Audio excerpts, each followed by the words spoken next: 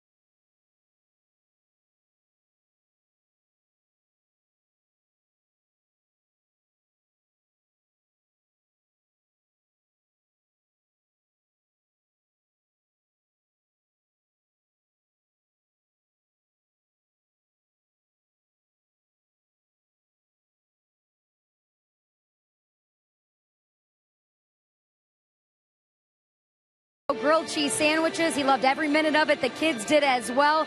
And he's certainly looking forward to all the opportunities he has here in Atlanta to do things like that and give back to the young fans out there in Braves country. It's about time we get this game started. On the other side of the break, we've got lineups and first pitch coming your way from Atlanta. Atlanta Braves baseball is presented by Academy Sports and Outdoors. Right stuff, low price, every day.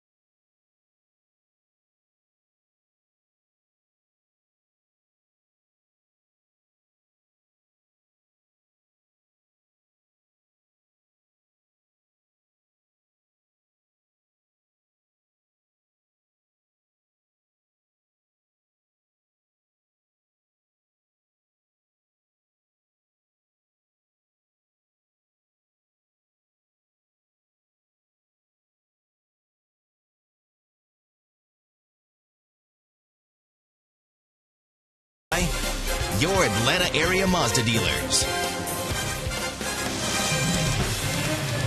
Nice crowd in Atlanta on a rainy day in the metro area. It's the Padres and Braves. It's game 2 of our 4-game series. And hopefully the Braves will put on a good show for the folks not attending the Rolling Stones concert tonight, just down the road a bit over at Bobby Dodd Stadium and Georgia Tech. Here's the Padres starting lineup presented by Academy Sports and Outdoors. Got to slow down Will Venable. Kemp, Alonso Solarte in at third base for them. Spangenberg had an impressive debut against Atlanta last evening. Mike Foltynewicz is the starter, and he's underway with a blazing strike one. Cool night, 72 degrees, and a 50-minute delay to start. Line drive by Venable is the first Padre hit. Will had 2 hits last night. Another hit tonight. He's doing what he does against the Braves. Mike's last 3 starts kind of reflect how he has become more comfortable at the big league level. Only 4 walks over that stretch compared to 20 strikeouts. His last start against Arizona, he pitched into the 6th inning, 8 hits, 5 runs.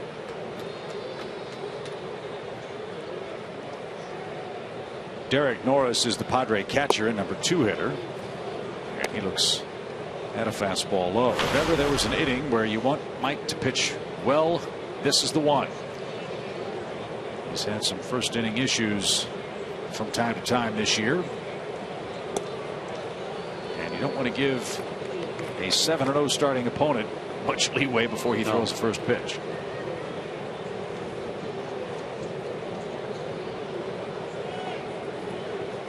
Norris 0 for 5 last night.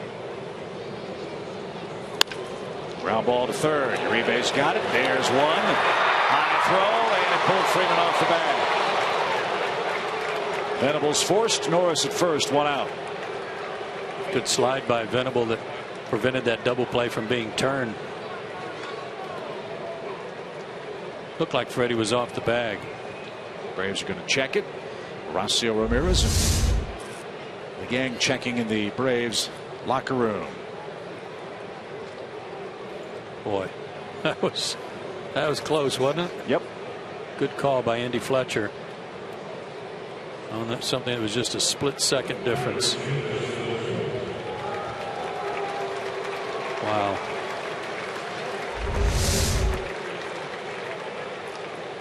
So Norris safely at first. That brings up Justin Upton. It was a happy night for the Upton family. Justin drove in a run, scored a run, as did his brother Melvin Upton.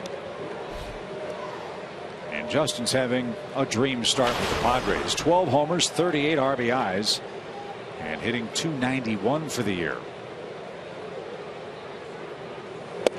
Quickly, the 4 keys to pitching success for Mike Foltynewicz tonight. Number 1, as Chip said, I have a breezy first inning, get through it with no damage. So far so good. And economy.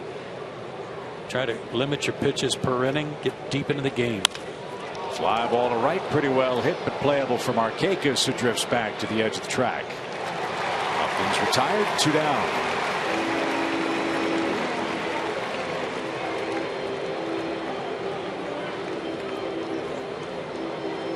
And here's the Rain Man Redux, Matt Kemp, not Sean. Kemp at .254, a couple of homers, 32 knocked in. He had an RBI last night. His double broke the tie in the 11th inning. And it was a top spin rocket off the left field fence.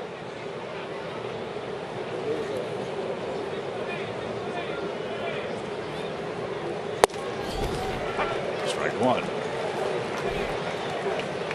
Let's see how the battery of Bethancourt and Foltynewicz work tonight. Norris a short lead at first. And that missed inside. Ball 1, strike 1 for Matt Kemp.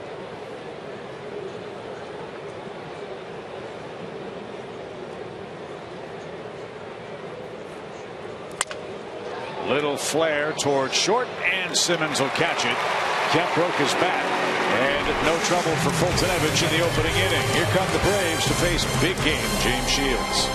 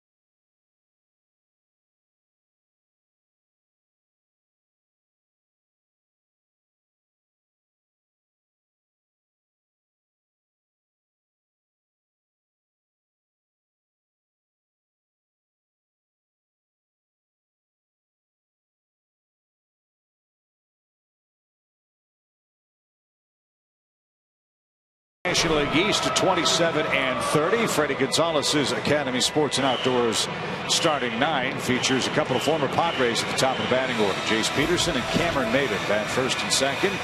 Freeman, Markakis, Uribe the middle of the order. Andrelton Simmons hit 6th, Gomes 7th, Bethancourt 8th, and Mike Foltynewicz 9th. James Shields, we've said it a couple of times, he's 7-0 and with good reason.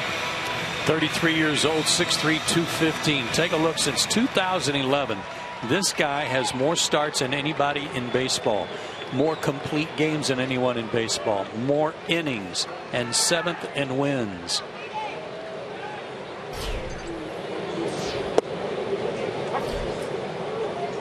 His fastball is 90 to 93, somewhere in that range.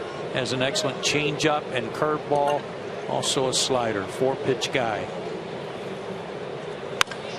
Fly ball straightaway center, and Venable catches that for out number 1. When a team goes in free agency and signs a starting pitcher, they want a lot of things. They want leadership. They want wins. They want reliability. They want durability. And James Shields gives the Padres, and has already given them, all of those things. This guy doesn't throw 98, but he's a #1 guy in leadership and taking the ball every 5th day. Yeah, we're told that when he stepped into the clubhouse, immediately established himself as one of the leaders and told the other 4 starting pitchers, we need to throw 1,000 innings between the 5 of us, and I'll do my part. And he's done that. 200 or more innings, 8 consecutive years for James Shields. And they've signed him through 2018 in San Diego, one of their many big ticket acquisitions this offseason. It's a little low. 1 ball, 1 strike. Shields was part of that fantastic story that was Kansas City last year. He won 27 games in 2 years with the Royals. Last year he went 14-8.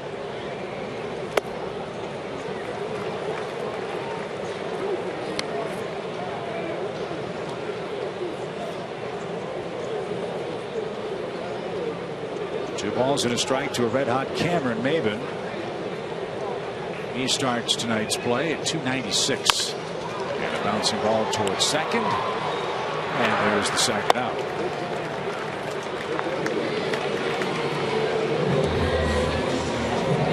Seven 7-0 this year. A respectable ERA, but one that when you're 7-0 might look a little high to some people. 11 out of 12 quality starts. Best start to a season since Andy Hawkins for the Padres. And with 92 strikeouts in 75 innings, he is second in the league in that category. But again, 15 home runs. Over 20% of the hits he's allowed have been long balls. And a strike to Braves first baseman Freddie Freeman. He's at 304 and has knocked in 35 men. Freddie reached base 3 times last night.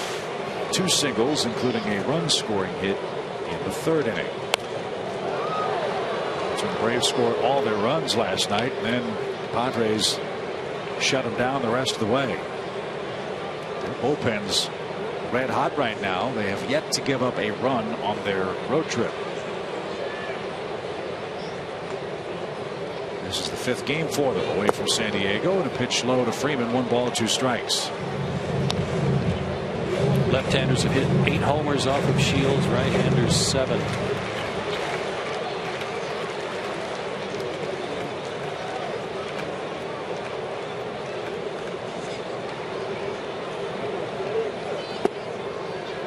Breaking ball just missed. Norris wanted that one, didn't get it. So did Shields. PNC Bank, Fox Tracks. Yeah. One on the house for you, Freddie.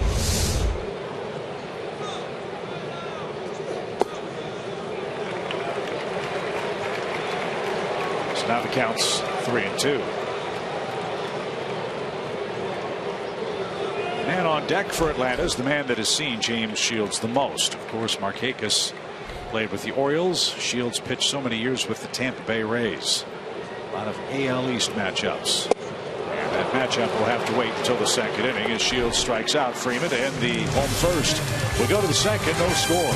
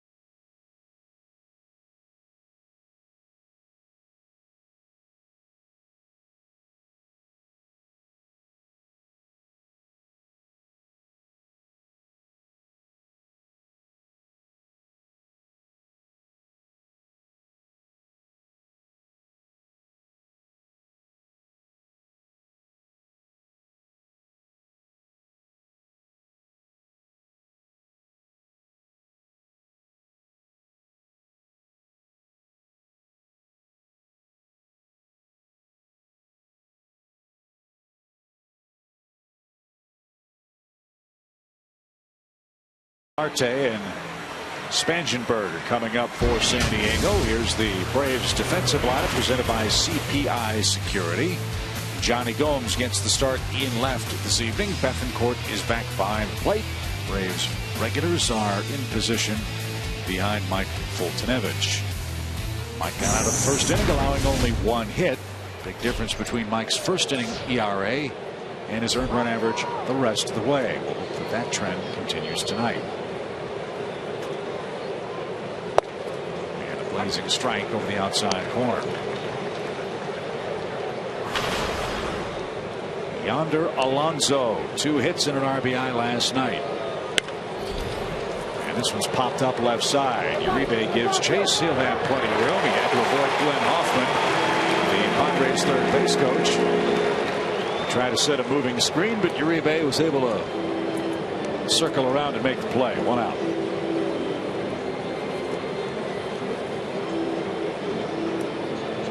First inning ERA for Mike Foltynewicz right at 9. After the first inning, his ERA 2.79. A lot of difference there, isn't there? You bet. This is young Hervis Solarte. Switch hitting third baseman for the Padres. 24 RBIs for him. And pull it down the right field line. Nice catch. Braves have the best fielding ball boys in baseball. That young man showed you why. Perfect form. You got a salute from Markakis too. Yeah. Well, when you consider they're only 9 years old, I think they do a remarkable job. Very tall 9-year-olds. You know, well, they take coaching well. Some of them are hungry. Well, they're growing boys. They are.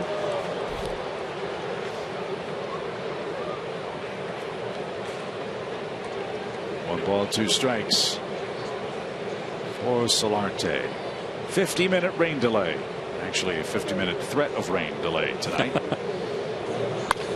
As this one's looped over short, Solarte, a nice piece of hitting, just poked that ball over Simmons' glove, and that's the second Padre hit. Now, I know that the Braves get their share of clunkers off the end of the bat and what have you, but doesn't it seem like lately there have just been a rash of these from opponents on a pretty good pitch that was off the plate, hit off the end of the bat? Man, oh man. It seems to happen to Mike a lot.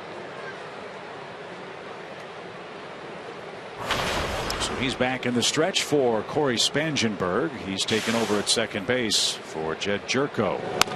And he dribbles one toward third. Uribe to second for one. Peterson came across the bag to meet the throw that time. But Spangenberg, good speed down the line, beats the play at first. It was slowly hit to Uribe, even though he was right on the edge of the grass. Didn't waste any time with a crow hop.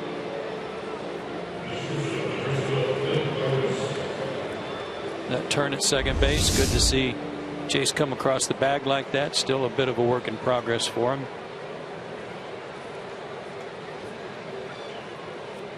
So fast man at first for Clint Barmes. Mike would love to retire the Padres shortstop and start the third inning with the San Diego pitcher James Shields.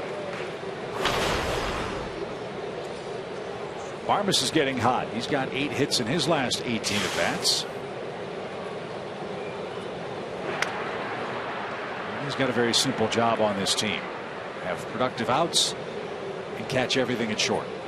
We don't need him to drive in a ton of runs.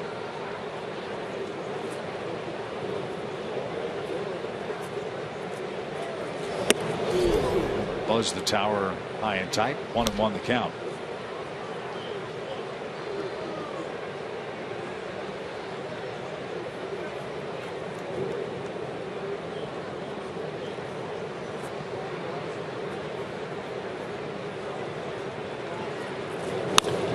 Line over third. That's trouble. Spangenberg around second, on his way to third. He's going to get the green light. The relay throw to Simmons. The throw to the plate, close but late. And Clint Barmes with a 2-out double has given the Padres a 1-0 lead. Good bags, boy. They hit 4 doubles and a triple last night. Pretty good pitch. Yep.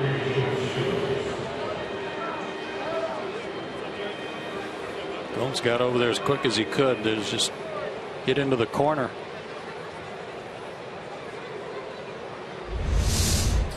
So Shields will hit for himself. Now he leads 1-0 on 3 Padre hits tonight.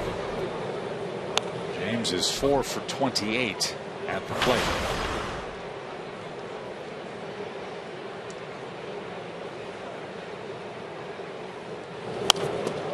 Had a pretty good cut.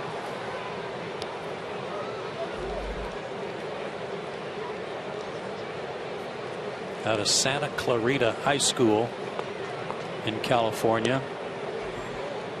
A 16th round draft pick back in 2000 by Tampa Bay.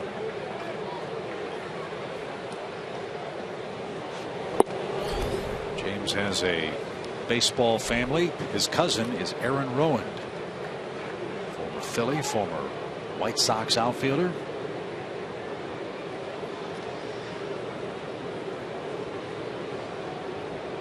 Two-one pitch. Bet they have some great wiffle ball games for Thanksgiving. You know they do, right? And Aaron's running into trees trying to catch the ball. Exactly.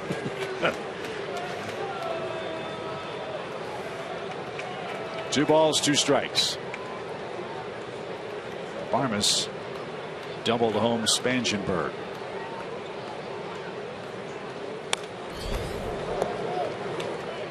Found a 95-mile-an-hour fastball straight back.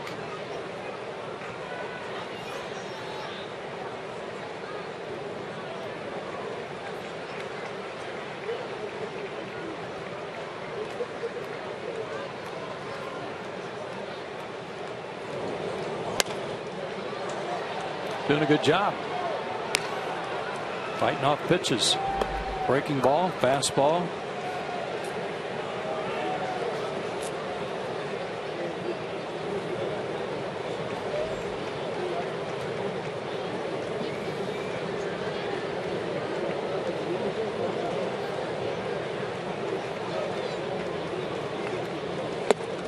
Didn't get the heat that time. He fired a fastball right on by. A 2-out double by Barmes gives Shields and San Diego an early lead.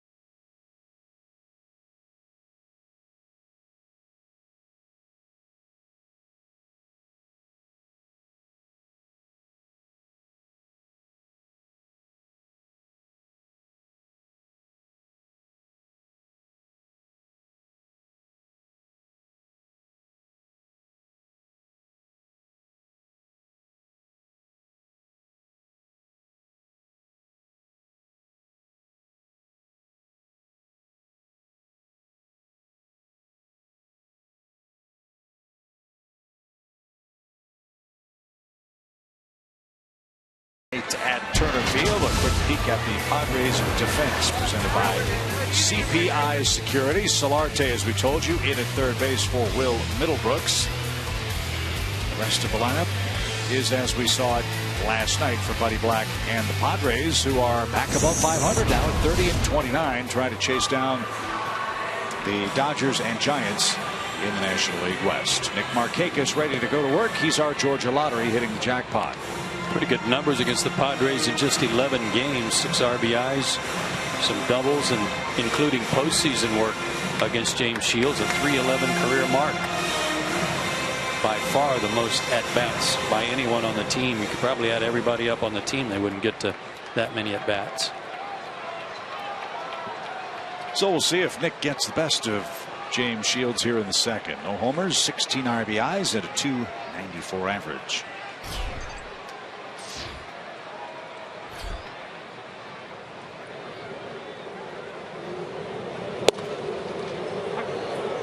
That caught a corner, strike one.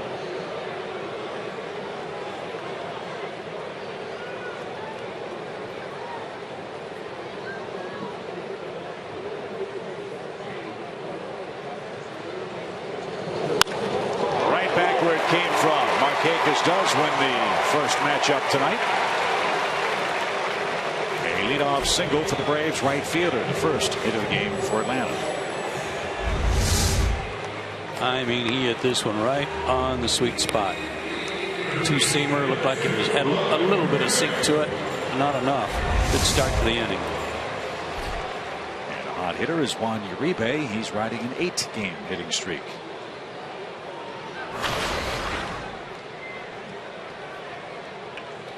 Hitting an even .300 since putting on a Braves uniform. He's knocked in 7 runs.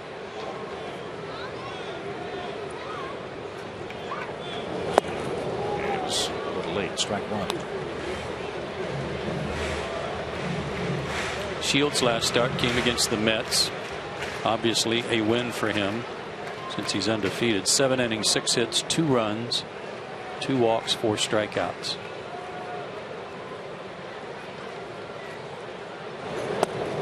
He's got a good move too, Chip. He doesn't have a pickoff this year, but he had 4 last year and has been among the league leaders for the last 4 or 5 years.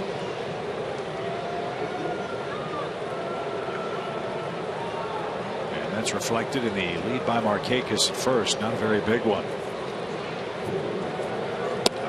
Pitch off the plate, ball 2. Oddly, though, the flip side of that is that base stealers, when they do go, they're successful 8 out of 11 times against him. So if you guess right with that big shoulder and hip turn he has, you've got some time to get there.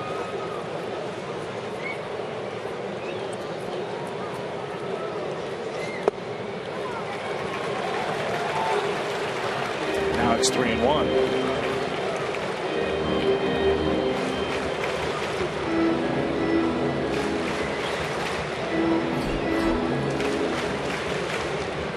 Uribe would love a fastball here. Let's see if Shields obliges. 1 on, nobody out. 1-0 Padres, second inning.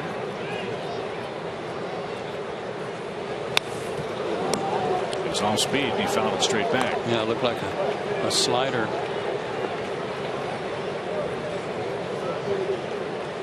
He has worked up a lather.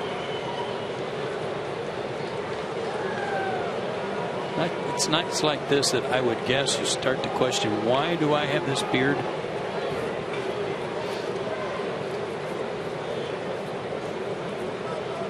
Three and 2. Runner goes. Good jump. Bouncy ball right towards second. Spangenberg will have only 1 play. Had to charge that ball on the grass. Markakis at second with 1 man out. Maybe James Shields is rooting for the Lightning in the NHL. Yeah, Stanley Cup Finals. Probably is. And his playoff beard on. Yeah, it looked like Uribe swung at ball 4. His pitch was really down. And most likely it was ball 4, but too close for him to take.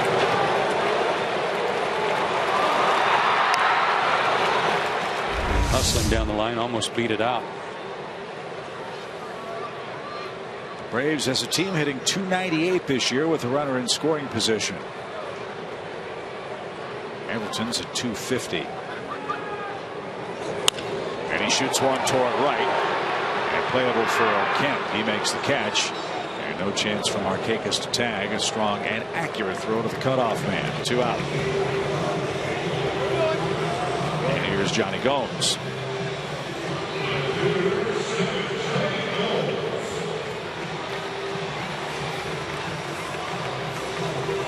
Shields has not beaten the Braves. He's made 2 starts against them. The most recent a couple of years ago, 3 years ago, I think, when he was with Tampa Bay. 2 starts, 0-2 with a 5.25 ERA.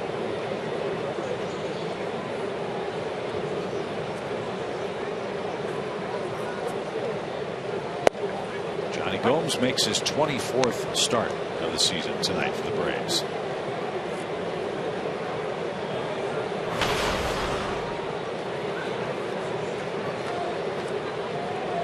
He too a former Ray. The pitch just outside, even count.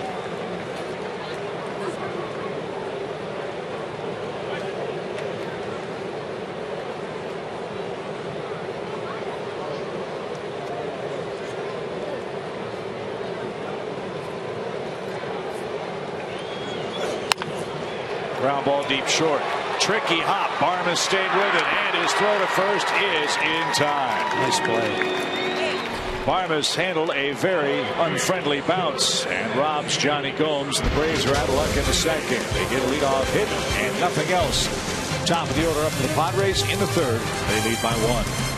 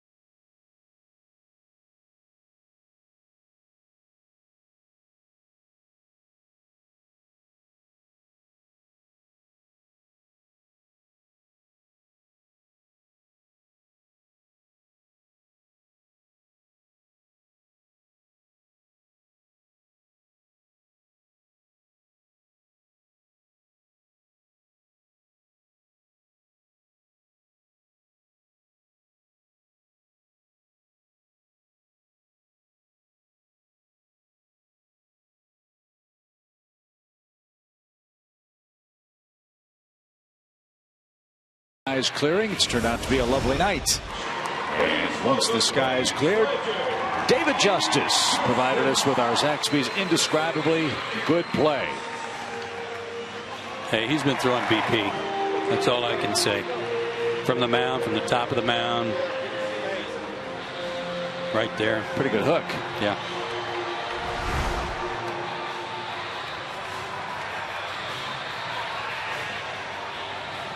David always looks good, and he will join us in the booth in just a little bit. Talk about that magical 1995 season, his Braves career. Of course, he's a Braves Hall of Famer. And what's been keeping David busy these days? Right now, a gigantic ice cream cone's keeping him busy in the back of the booth. Ripped down the right field line by Venable. That's trouble, and it's a line drive home run. Wow. This guy hits 280 every year, but 400 of it is against Atlanta. His 5th home run. The 49th homer hit by the Padres, and now it's a 2-run game. That shit, dog. Well, it was a line shot, too. Kind of a swing David Justice would appreciate. Breaking ball down and in, and he just went down and got it. Venable, 308 lifetime hitter against the Braves at the start of the series. Now has 2 singles, a double, and a homer in the first 2 games. The Padres are up by 2. Here's Derek Norris, bouncing ball third, and a foul. Uribe gloved it, but it was out of play.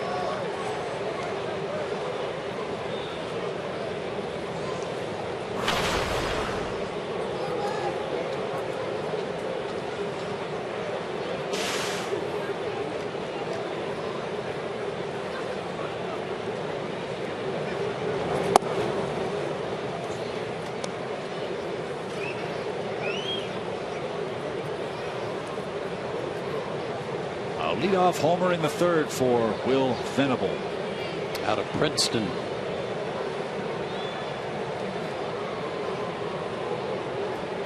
The 1-2 pitch. That was tipped and caught. That's the second strikeout for Mike Fultonevich.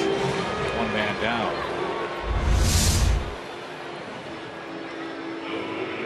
Slider right off the bottom of his bat.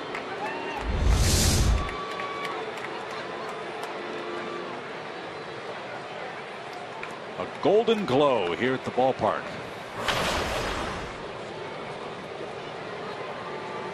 A beautiful night. Here's Justin Upton. Look at that sky. There's Gabby Hartnett. The gloaming. Uh-huh.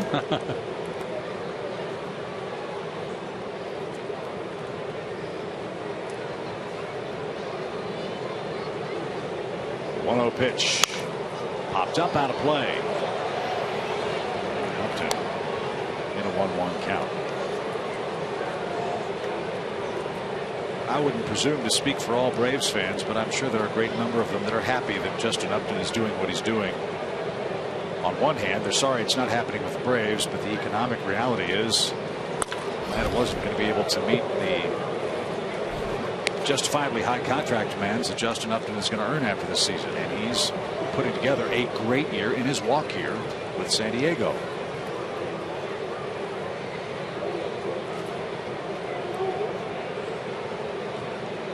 He did a great job in his 2 seasons in Atlanta.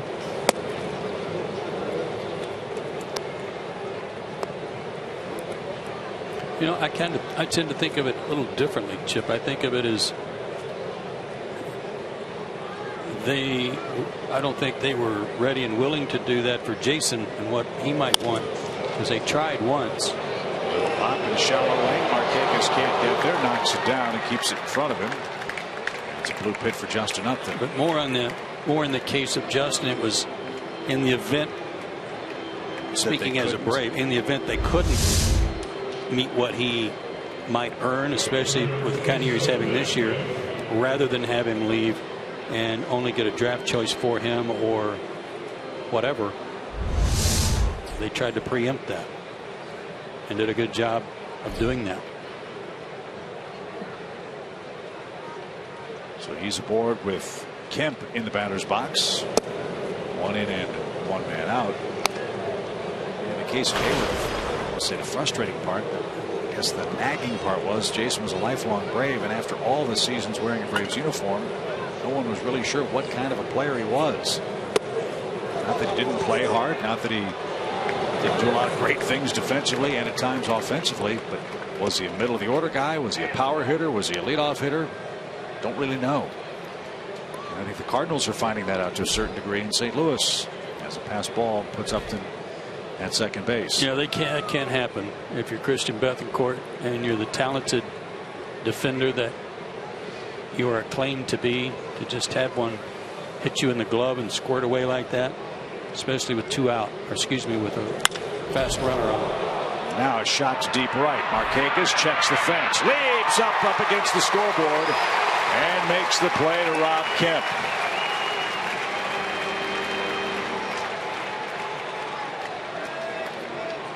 Nick isn't flashy, he isn't fancy, but he's consistent everywhere on the diamond. 383 straight errorless games, and a fine play here.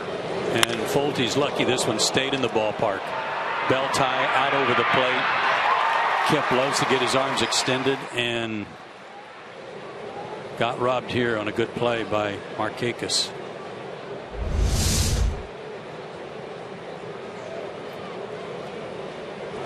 Alonso bouncing ball on the first pitch with 2 outs. Peterson bobbled, throws to first, and just got it. That saved a run. Peterson takes care of Alonso and the Padres. And San Diego might be challenging this call at first base. For the moment, the call is out at first base. And apparently Bud Black says no need to challenge. The glove, the bobble, he caught it midair. Amazing play.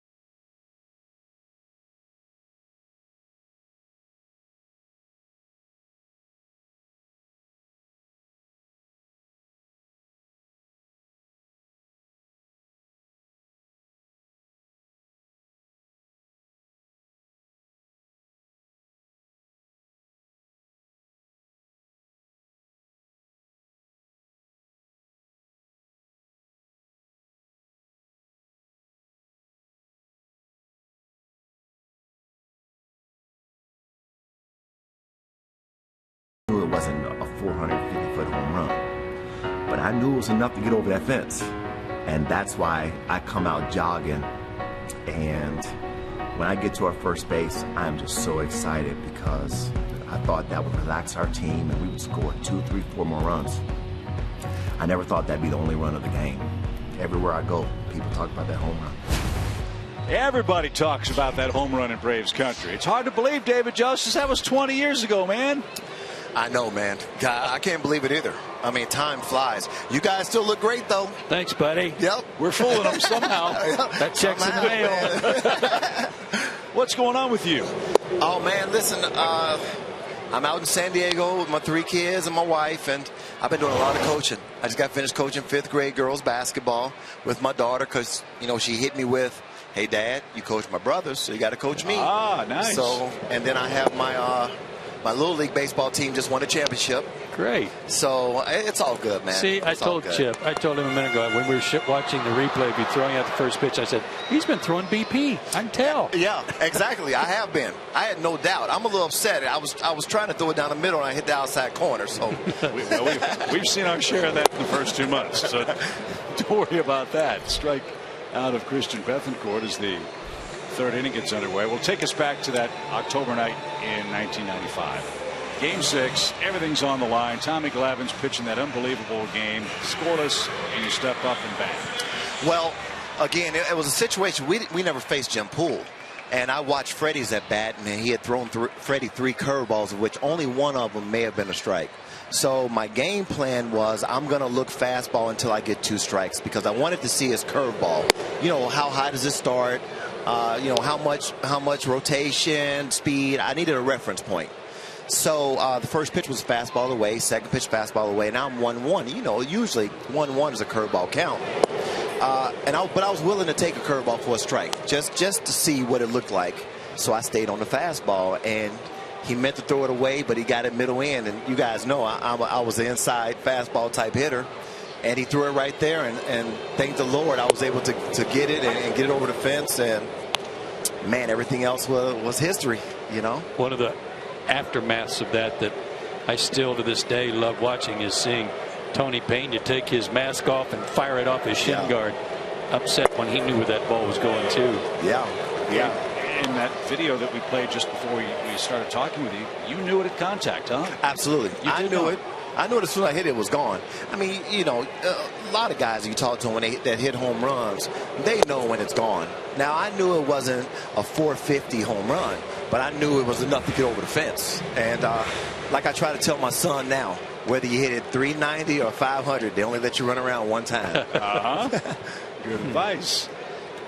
As Fultonevich awaits a 3-2 pitch from James Shields and pops it back to the screen foul. That 95 team was special for a lot of different reasons, though. What a great group of guys, great pitching, quite obviously in the middle of that incredible run of flags that we see out on the facade of the second deck and left. You know, we had a really good team. I mean, I think from top to bottom. One, you got to look at the fact that we had been through enough, that team, where I think we were just so seasoned. You know, we had enough experience, and you know, we went out and got Polonia and Devereaux, who those guys could have started for other teams, and they were our bench.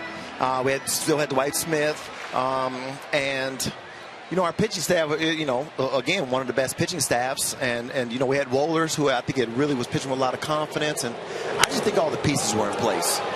Yeah, and you were, as you said, I mean, you guys had been through the wars and even to the World Series a couple of times, so you knew what it took to win it all.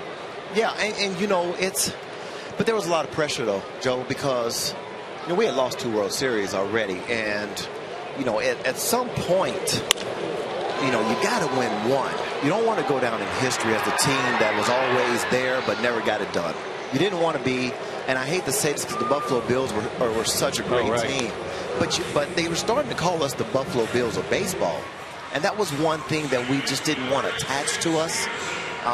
And not taking anything away from the Buffalo Bills, but when you look at great teams and you look at championship teams, and when I watch, you know, certain programs on TV, as good as the Buffalo Bills were, I don't see any shows on second place teams. You know, if Buffalo Bills would have got a Super Bowl, you know what I mean, then they would have been considered probably one of the greatest franchises in football, but you don't hear much about them. So my point is, we wanted, we worked hard, and we wanted to be known as, an organization and a team of winners. And in order to accomplish that, you got to win a World Series. So when we won it in '95, the weight of the world felt like it was just lifted off of our shoulders. Well, you got another guy added to your team that year, a rookie by the name of Chipper Jones. It didn't hurt either. Absolutely. And you knew Chipper was had a chance to be a really good ball player. And we embraced Chipper when he came.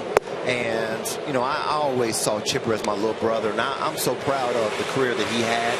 I remember he and I being out to dinner one night, and I told him, I said, Chipper, listen, I'm not going to be here forever, and when I leave, you're going to have to take over this clubhouse, and they're going to follow your example. And man, that Chipper, to me, I'm so proud of him. Just the way he handled himself over his career, the way he embraced, in my opinion, what it means to be a Brave in his tough play. That he's special. Can you stick around for another half inning? Yeah. Awesome. David Justice joining us. Back with more in Atlanta in a moment.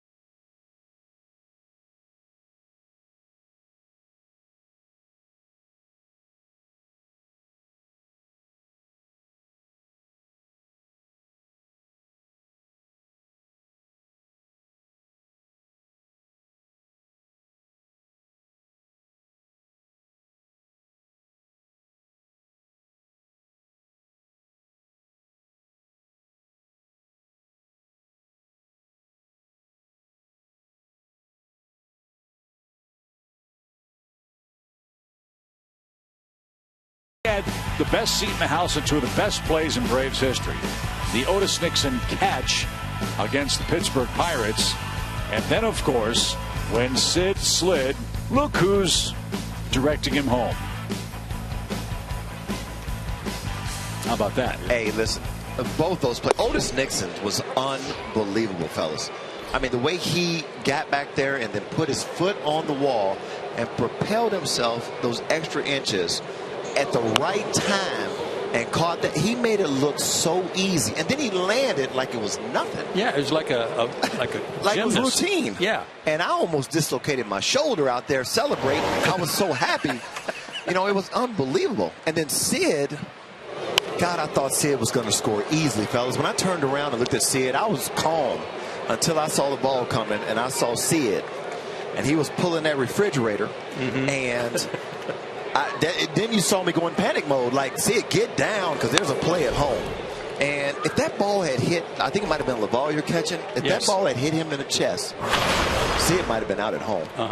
But he had to catch it on this side and bring it over. And Sid was probably safe by this much, but he was safe. And then I didn't know what to do, so I just jumped on top of him. Yeah, it looked like you were trying to protect him from the dog pile, but you even rolled over and had him. I roll over. My feet are straight up in the air, and now here comes everybody. So I'm under the pile with my feet straight up in the air. But, man, I tell you what, those two moments, there's so many special moments in those days playing with the guys. But those two I will always remember. And you're right, I had the best seat in the house for him. Sure did. What was it like playing for Bobby Cox? Well, Bobby was great. I always say I never had a conversation with Bobby longer than 5 minutes. I mean, but I loved him. I mean, he just knew what to say, when to say it, and how to say it. And we all loved playing for Bobby. When we won, it was because of us. When we lost, it was because of him. And He treated all of us with respect. He treated us like grown men, even when we were really young. I mean, I remember in spring training, we would play one game, then be off the next day, and then we come back and play the next day. So every other day is a starter. Little looper out to second. Peterson catches that. Solarte is retired, 1 down. And so that off day in between, it's not really an off day. You can't go home. But he knew that we would go down as the hitters and go down and work on our hitting. He just knew you would. And we were young guys. We could have messed around and took advantage of the situation, but none of us did. We really appreciated Bobby treating us as men, and we wanted to be better, and we wanted to win, and so we would go down and do our work. But man, Bobby always pulled for. I always laugh because I always think. I remember sometimes in the outfield, Bobby run out there yelling, "Hey, what's going on? What's going on?" And then say, "Dave, what's going on? What happened?" He's looking at me, well, what happened? Right? And then you tell him a little bit. Then all of a sudden he goes at the umpire. You know what I mean? He just didn't. He's going to protect you. He's coming out to protect you. This is Corey Spangenberg, a #1 pick by the Padres a couple of years ago, and that brings up interesting timing for you, David. The amateur draft is going on right now. Take us through your thought process when you found out, okay, I'm a Kentucky kid and I'm getting drafted by a Cincinnati kid. I'm getting drafted by the Atlanta Braves. What was that like? Yeah, well, you know what? My buddy had just been drafted the year before in the first round by the Braves. And I was sitting talking to his dad a couple days before the draft, and he told me that I was probably going to be drafted in the first 5 rounds. And I thought he was out of his mind because I went to a small NAIA school, Thomas More College. I told him, look, they got to get through UCLA's and Arkansas's and Oklahoma's. Once they get through all those Division I schools, eventually they'll get down here into this NAIA area. And so I thought he was crazy. But that day, it was so funny because I had the phone on my lap. And every time it rang, I'd catch in the first ring. Hello, hello. A little pop into left center field by Spangenberg, and he's got a 2-strike hit. That's 6 hits already for San Diego tonight. So I had a friend of mine who kept calling me, and I told him, dude, you better stop calling me, man, because I'm waiting on a more important call than yours. But it was probably about 3 or 4 in the afternoon I got the call, and I'll never forget, it was Hep Cronin. I knew his voice as soon as I picked up the phone. He said, David, it's Hep. He goes, we got you.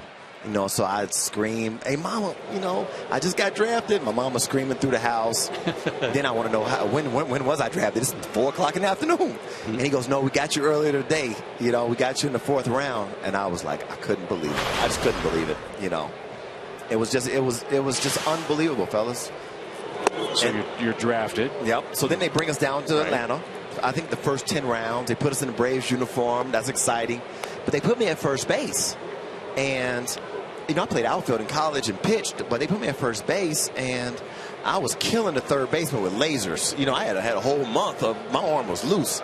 About the 3rd throw, they said, Justice, go to center field. I go to center field, and I became an outfielder right then, which I was an outfielder already. I don't know why they had me at first base, but. Where'd you first report? What team? Pulaski, Virginia. And I'll tell you how funny this is. I played in college for a school that didn't have a home run fence. See, so when you can hit a ball 450 feet, you got to run all the way around. So, I got stopped at third a lot. So I'm sitting there and I'm looking at this ballpark in Pulaski, Virginia. They got lights. We've got stands. We've got a home run fence. I'm like, this is awesome. And my teammate from UCLA is standing beside me. He goes, this is a piece of crap. Because he went to UCLA, he's used to all that good stuff, you know what I mean? And so it's all perspective. I'm sitting there like, I'm ready to go. Shoot, I got a home run fence. I don't have to run around the bases for a home run. That's great. Yeah, so that was great. Then then I had a good year that year. I led the league. I tied with league in homers. And then the next year is when I took off, when I met Clarence Jones. There's a guy that doesn't get enough credit for part of the string of success for the Braves and all those division-winning championships, and what a great job he did as the hitting coach. Yeah, listen, he meant the world to me. Everything that I became as a hitter, I attribute to Clarence Jones. He gave me. Oh, nice. He gave me the I have to say from the shoulders up mentally, the mental approach to become a very successful player. Because a lot of guys out here have the physical tools. But when you get to this level, you have to be strong mentally. You have to know how to make adjustments. And he taught me how to make adjustments. I mean, God, he was just he was a prophet to me. I mean, everything he said, it is like it was meant for me. I mean, he literally called my Rookie of the Year season. I mean, he literally told me, if you stand close to the plate, stand up tall, and look fastball every pitch until 2 strikes, he said, you will do so much damage that it'll be 2 weeks left in the season before they realize that they've got to stop trying to pound you inside. Because when I stood on top of the plate, all the pitchers said, oh, well, let's gas him inside. Where you were throwing it right into my wheelhouse. No, Ronnie Gant, myself, you couldn't throw us fastballs inside. Right. And I went on that tear of home runs, Joe. And it was 2 weeks left in the season when they stopped trying to gas me inside. There's the bunt by Shields. No interference. Bethancourt makes the play and the throw to first on a sacrifice. 2 are out. And runners at second and third for Venable. A base open here, down 2-0. Another guy I want to. We got 2 outs here, but Terry Pendleton and Sid and Belliard come in 91 and help get you guys into the postseason. A lot was made about that veteran leadership. But Terry Pendleton, up and down, really had to be a great influence on you guys. Well, no question. I mean, TP, we used to call him the assistant GM. You know, on the team, we used to always mess with him. You know, Terry, what's going on in the front office, man? We know you know. You know, TP was smart. He could play. He was tough. You know, he got. But, you know, he hit 319 in 91, I think it was, won national MVP. Yeah. You know, but TP was also your big brother, you know, that he would always give you words of wisdom and advice, you know, how to be a big leaguer. And Sid was great, too. But would Terry get on you a little bit if you were, he didn't think you were playing as hard as he thought you should? You know what? I don't think he ever had to get on me about playing hard. That's all I knew how to do was play hard. But yes, if there was a time in which TP needed to maybe bring you back in line, he would do it. That's cool. And he'd be respected for it. Fly ball to left. Johnny Gomes makes the play, and that will retire the side. David, it's great to see you, man. Hey, fellas, always pleasure. Hey, look at this beautiful bobblehead, too. What do you think? Real quick. Man, look at that head. Just like the real head. Look at my head. A big head. They got it right. Fist bump, too, baby. Joe, good the to great see you, David Justice. Hope he stops by and sees us again soon. 2-0 Padres.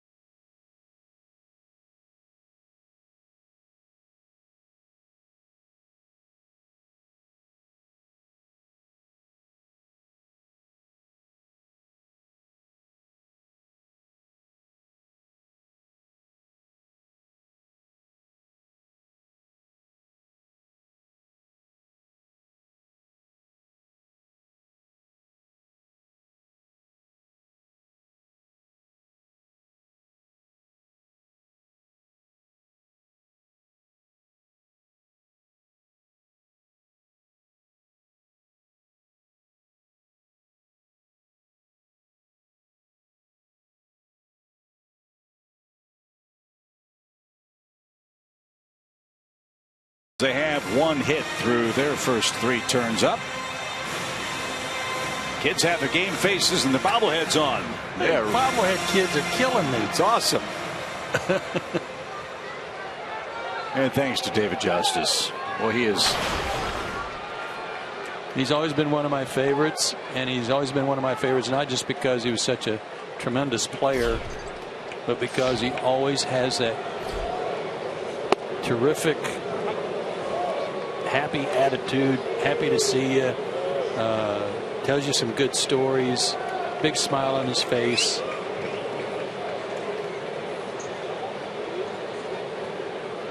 Cameron Maben bats and bounces one toward third. And First in time retires Cameron Maben. That's Solarte.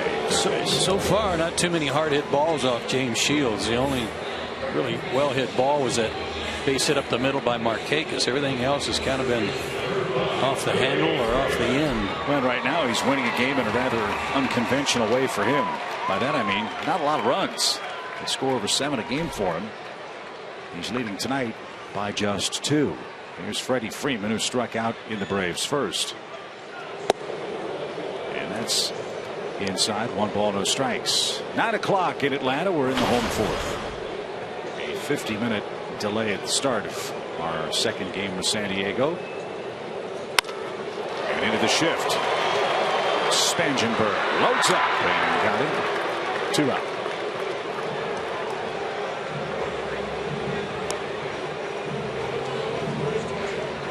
8 straight retired by James Shields. 1 hit. That was to the man in the batter's box, Nick Markakis, who singled right back up the middle.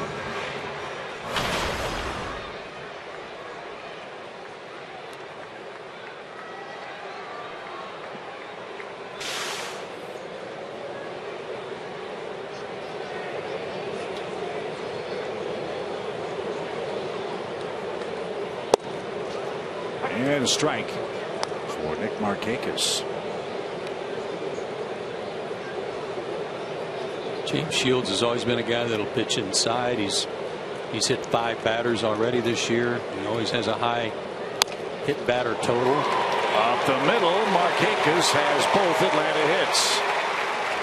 Shields kind of stared at him down the line after that jam job out into center field, but he can't stare too long the way the Padres have been dunking him in on Atlanta, including who was a Spangenberg who doinked one out there last inning or the top of this inning. Really? You're going to take that? You bet. Uribe bats with a chance to tie it up. He grounded out second in his lone appearance.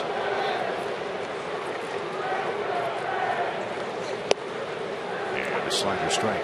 But my point about pitching inside and occasionally plunking a guy too is that pitching inside is very old school to set up whatever you're going to do away. And he's got, as I told you earlier, he's got 4 pitches to work with. Curveball, slider, changeup that he wants that outside corner for.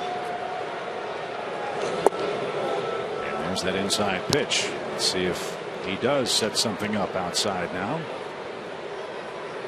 With a count of a ball and a strike.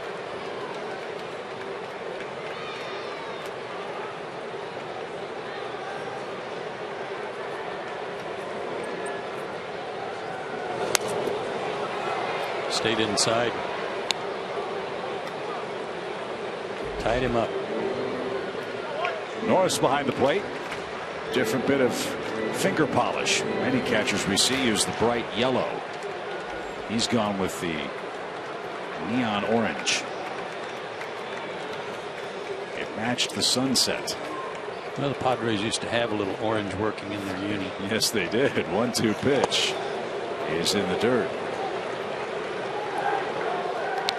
Back in those days, they had the dark brown, the mustard yellow, and the orange combo working. Boy, right? Yeah. That's when Ray Kroc owned them, the founder of McDonald's. 2 balls, 2 strikes.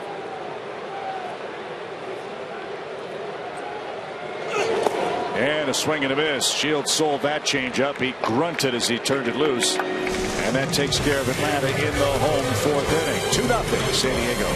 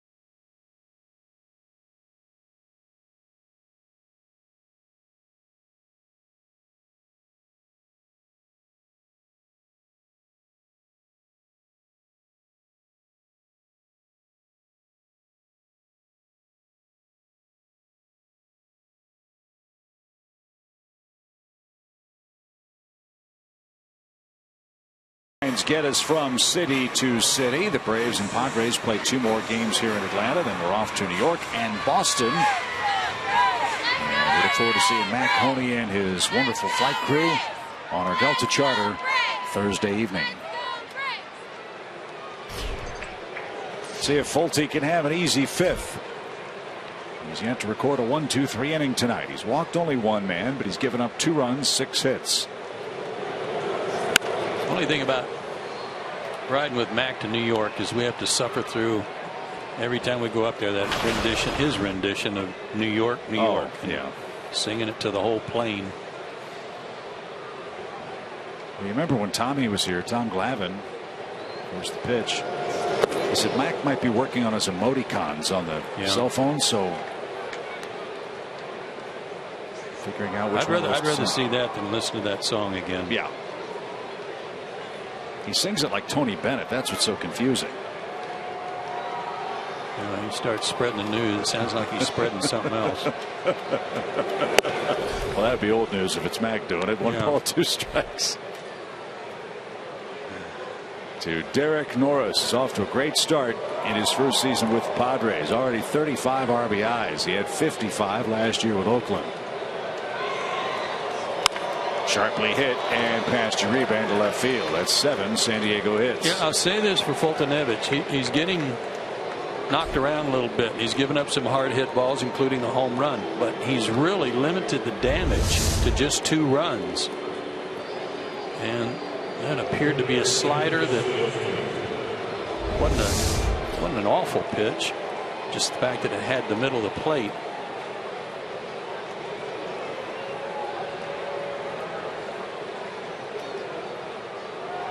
And now Justin Upton for a 3rd time. Upton has flied to right, singled, and has been stranded at 3rd base. 1 ball, no strikes. The first or second batter of each inning has reached for the Padres, so he's had to work out of the stretch a lot.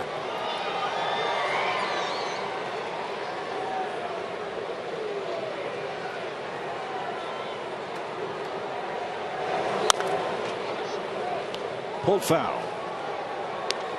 1-1.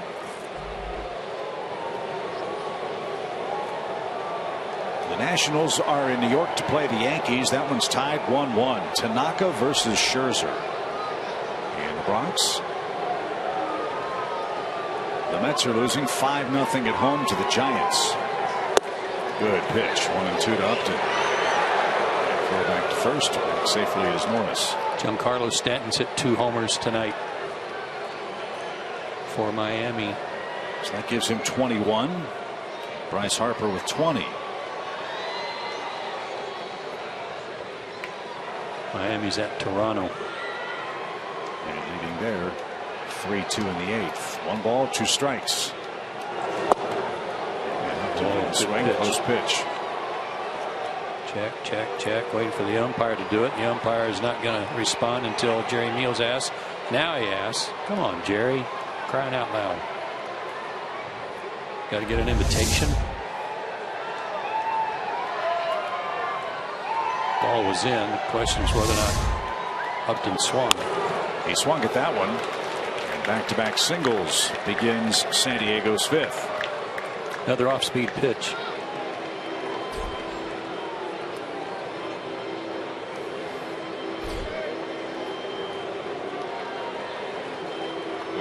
Two aboard for Matt Kemp.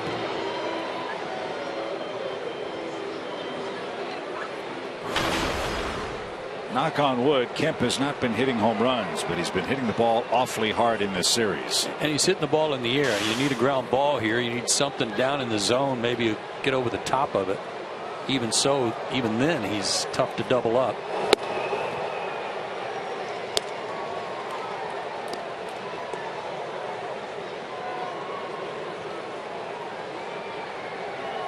Kemp's a lifetime .292 big league hitter. 184 career homers. Had a great year with the Dodgers in 2010. 2011. He had .324, 39 homers, 126 RBIs, and scored 115 runs. And was not the MVP. Nope. 1-1 Ball, 1 strike. I believe that was the Ryan Braun year. Yep. For Milwaukee. And David Aardsma, just brought up from AAA Gwinnett, is beginning to throw in the Braves bullpen. High pitch count for Fultonevich.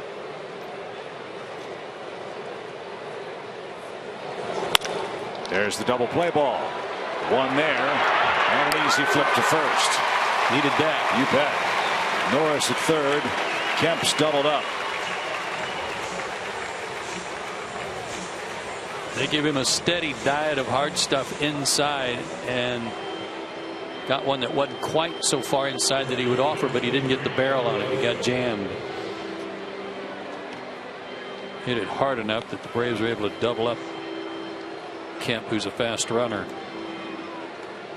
So some good damage control so far by young Mike Fultonevich, who's 23. One more man to get. That's Alonso. And he takes the ball low. Boy, great story about him. Coming from Cuba when he was 10 years old with his mom, dad, and sister. His dad was a coach and player for the Industriales. Line drive to left. Gomes can't get there. And Alonso has a 2-out hit, and that makes it 3-0. Dang it. Another ball that wasn't hit hard enough. But I mean, back to Alonso is the fact that his dad was so involved with the Industriales, that terrific team, professional team in Cuba, and they were able to leave.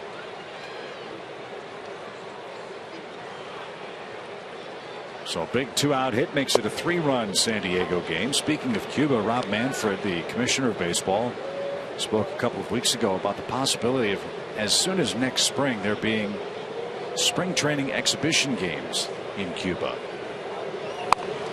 A squibber hit toward Uribe at third. He'll field and fire to first, and that will retire the side. San Diego got 3 hits in the inning. They settled for 1 run, and Alonso's single makes it 3-0.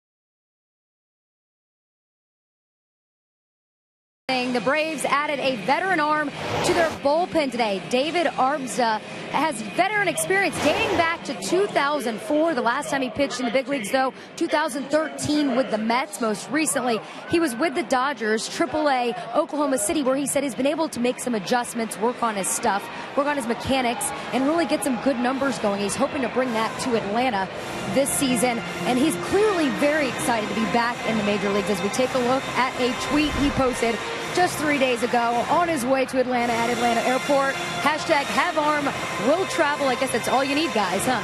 That and the ability to get outs out of the bullpen, which is what the Braves are hoping Aardsma will provide if and when he debuts for the Atlanta Ball Club. He's had success as a big league closer, too.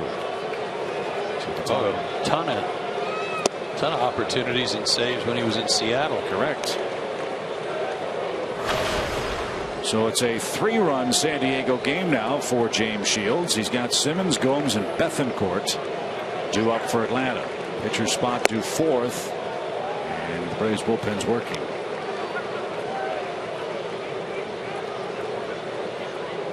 Keep an eye on the scoreboard in New York, by the way, where the Giants lead the Mets. There's a subplot to that story at Citi Field.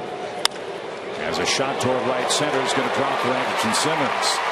Venable got to it quickly, knocked it down. It's a leadoff hit. Second leadoff man aboard for Atlanta on just their 3rd hit of the night.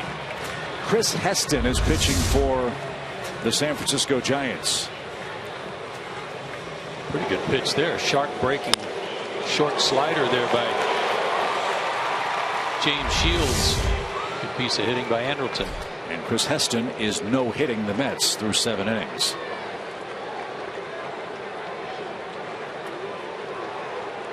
Get the Giants out of San Francisco, and all of a sudden they take off. And they're winning tonight without Hunter Pence. Has right wrist tendonitis. He hasn't played in about a week. That's not the arm that got hit by the pitch. That was his left arm that was broken in spring training. And the Cardinals suffered a blow. Do we know yet how extensive the injury was to Matt Holliday? It's a quad injury. That's all I've been able to figure out as of the start of our broadcast tonight. We've already lost Matt Adams, their first baseman. Grade 2 tear of the quad. Wow. I don't know what severity that means, but I'm guessing that's not going to be a day-to-day thing for Matt Holliday. No. So they lose their left fielder, they lose their cleanup man and first baseman, and their #1 starter, right? And Adam Wainwright, and their setup man and Jordan Walden. But they're 6.5 games in front. 1 ball, 2 strikes for Johnny Gomes, who was robbed of a hit in the 2nd inning. A tricky hop. It's handled by Barmas. He did not like that call. He hasn't turned around to look at Jerry Meals, but he was voicing displeasure.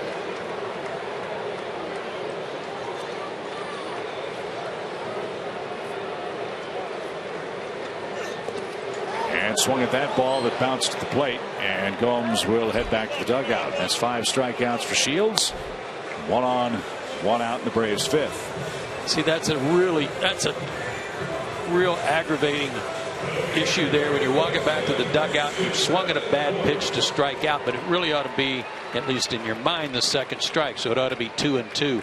And it could be that if the count was 2-1, you wouldn't have swung at that pitch. So that call affected the whole at bat for Johnny Gomes, and it's hard to bite your tongue. Here's Bethancourt. Christian's hit safely in his last 2 opportunities to play. This one bounced back to the mound, and Shields will have only 1 play, and it's to first.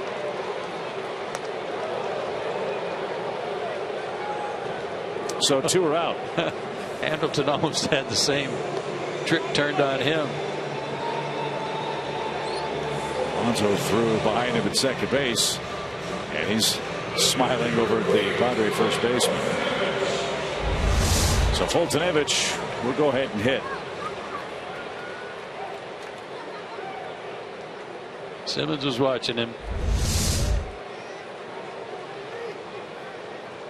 Mike put up a fight back in the 3rd inning before he flied out to right field.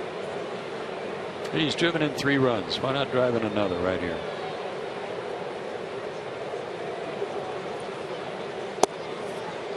Going outside, 1 ball, no strikes.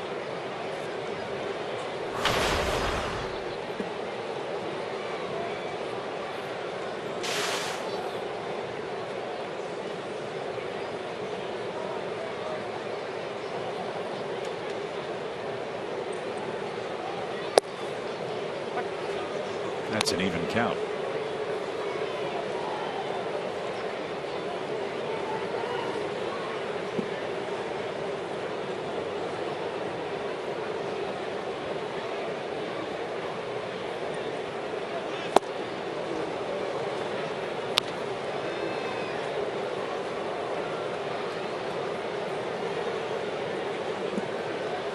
Shields has worked economically.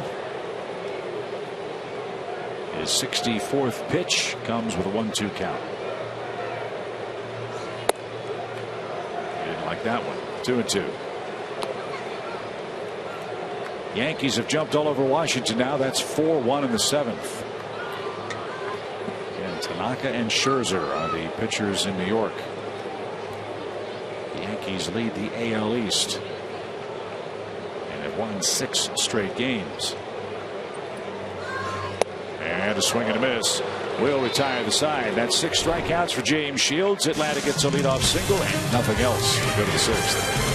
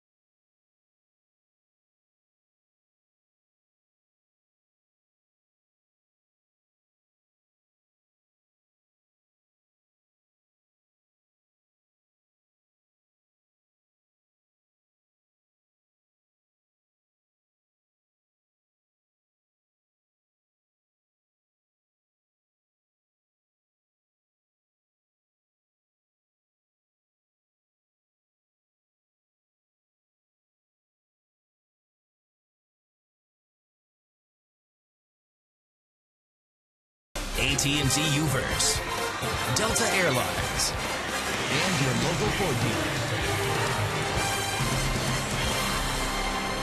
dealer. 3-0 San Diego as we go to the 6th inning. Let's check out tonight's AT&T Uverse trivia question.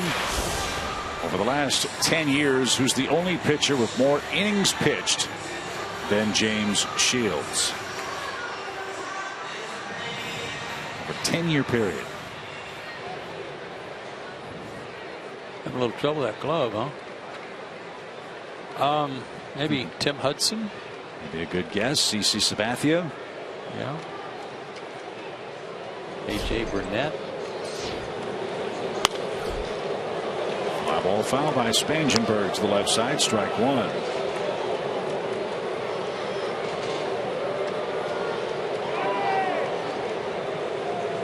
I don't think Verlander would qualify. Although he's maybe going to be coming back for the Tigers this weekend. He might pitch Saturday. He tries to make his way back from the disabled list to start the year. Slow roller left side. Uribe lets Simmons grab it, and close play. Just got him at first. You can see why the Padres like Corey Spangenberg. He has one gear high.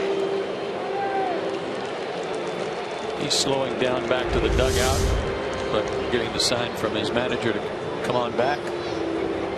Come on, Barney. Yeah, and not sure that step even hit the base, but he was in the air anyway.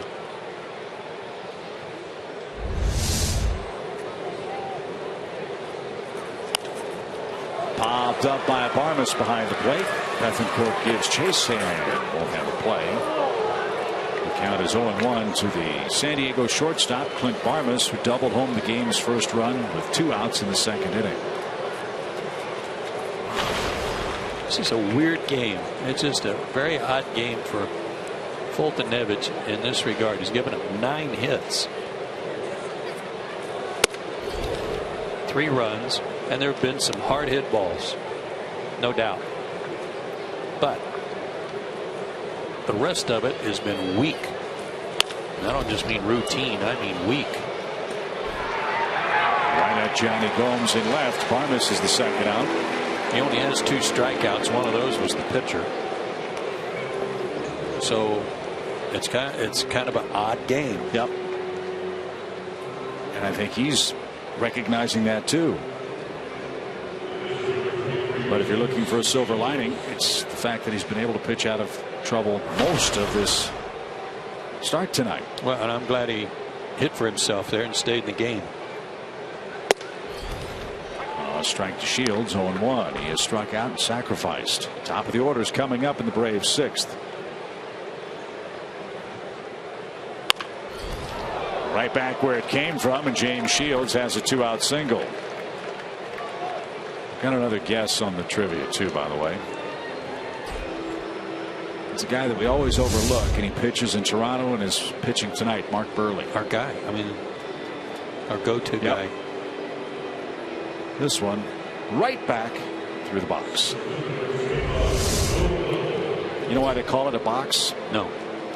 Back in the old days in Major League Baseball, there was actually a pitcher's box, and the pitcher could take a running start and throw the ball like cricket.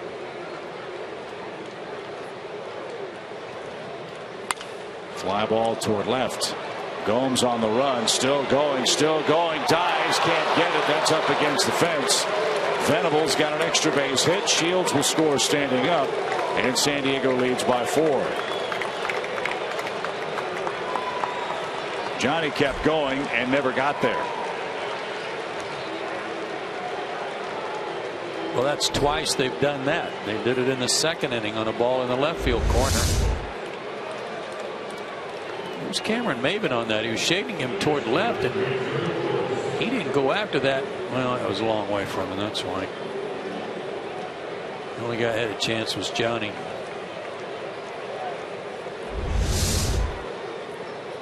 So Venable does it again. His 3rd hit of the night. He's a triple away from the cycle.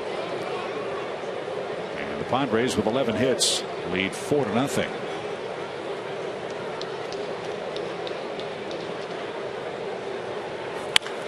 And that one's slicing away from Maven. He's got a long run. That's over his head, and that's off the base of the wall. Norris brings home Venable. Back-to-back doubles. 3 straight hits with 2 outs. And that's going to be the end of the line for Mike Fultonevich. Well, the wheels came off in a hurry here in the 6th inning.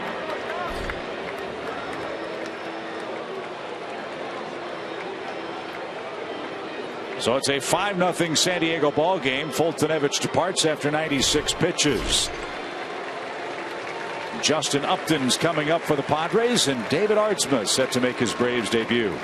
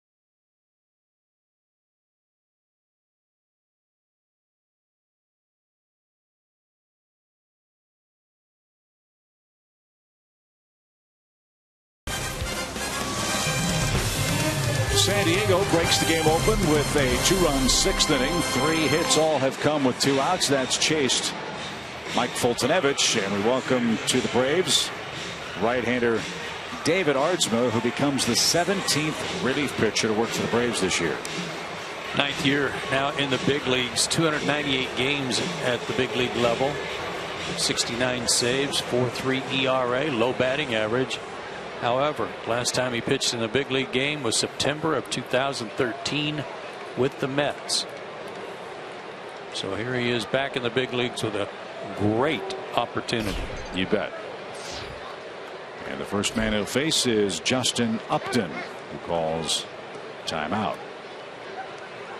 Little statistical oddity that you may not know about baseball players in general, and David Aardsma in particular. First the pitch to Upton. And that's fouled off Bethancourt's mask. Every player who ever appears in a major league game is entered into what is called the Baseball Encyclopedia. Until David Aardsma debuted in the major leagues, the first name in the Major League Baseball Encyclopedia was Henry Aaron. That's no longer the case. Player 1, page 1, is David Aardsma.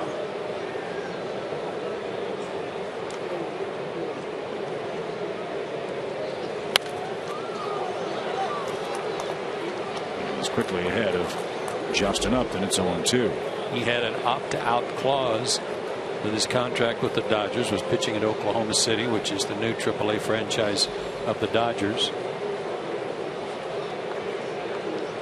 And when they had no room for him or no inclination to call him up, he opted out.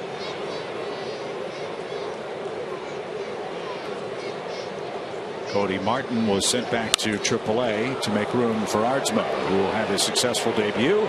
He pops up Justin Upton, and that retires the side. San Diego gets 2 more runs on 3 more hits, and the top of the order's up for Atlanta, down 5 now.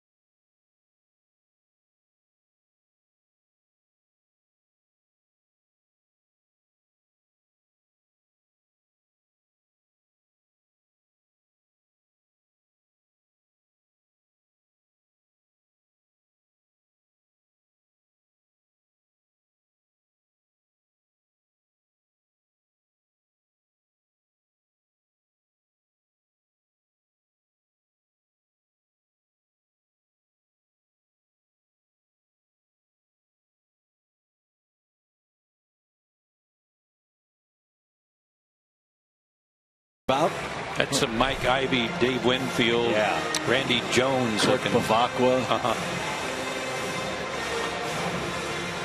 And he's happy with the score so far. Saw this on Instagram earlier this week. Brian Woodrum did. While most of the attention to the MLB draft will be on the first rounders, Hall of Fame talent can be found everywhere on the board. Just ask John Smoltz, the lowest Hall of Fame Major League Baseball draft pick.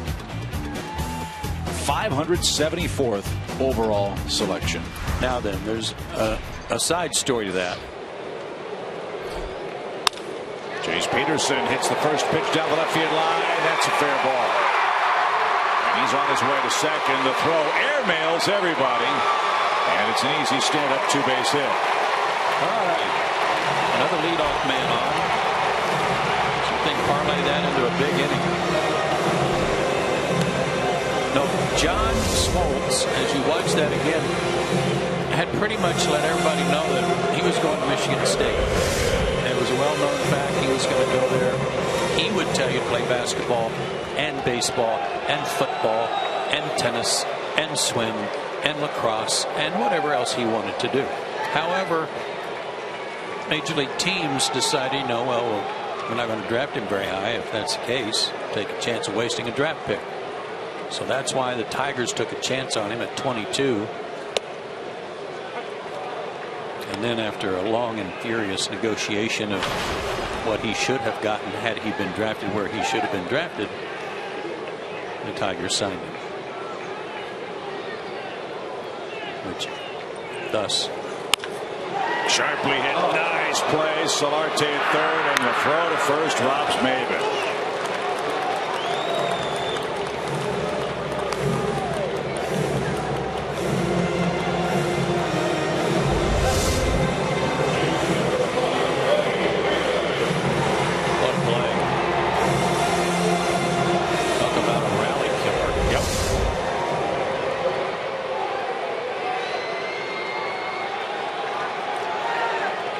Freddie Freeman stands in with one out.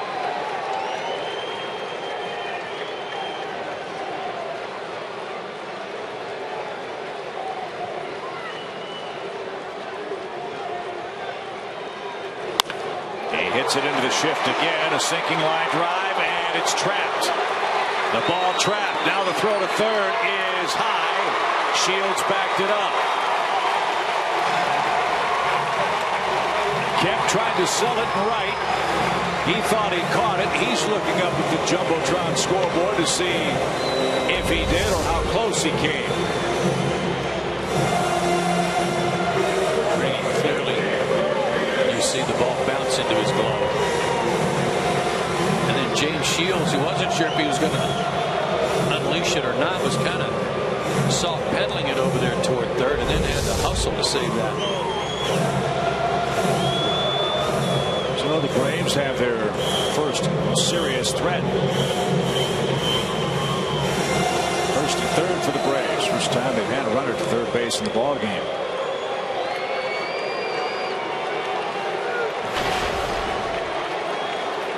Markakis is 2 for 2.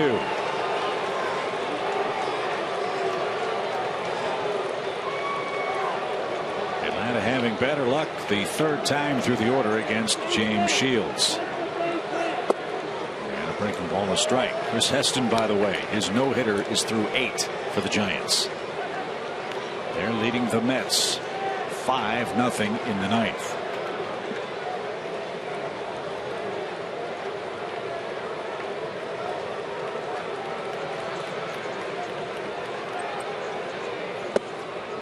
Low and outside, even count. Reds 10-2 over the Phillies. Joey Votto's exploded. He's got a 3-homer game for the Reds.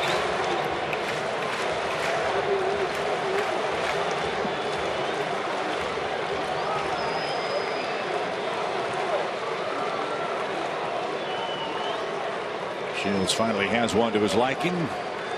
And the 1-1 pitch. Just outside. Funny part about that 3-homer game in Cincinnati for Joey Votto is that the Philly announcer would probably say, you know, that's a can of corn in our ballpark. Oh wait, no it's not. Yeah, right.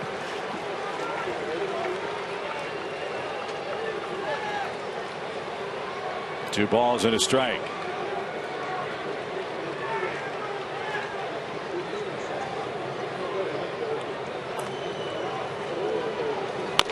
Little tapper out towards second, and all hands are going to be safe.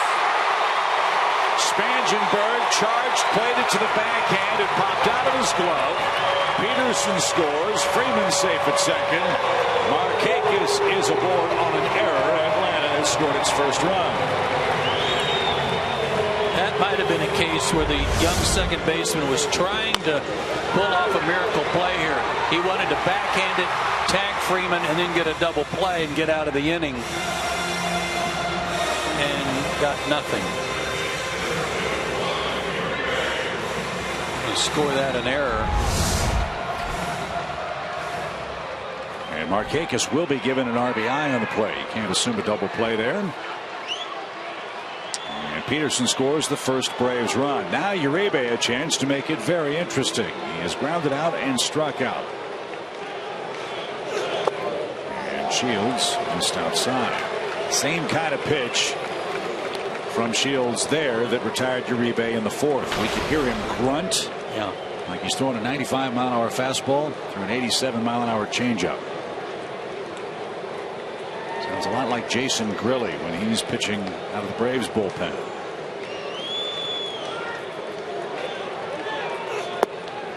Did it again and missed again. Ball 2. Still in a comfort zone pitch-wise, unless the heat and humidity. Well, there's no heat tonight, but unless the humidity's taking a toll on him.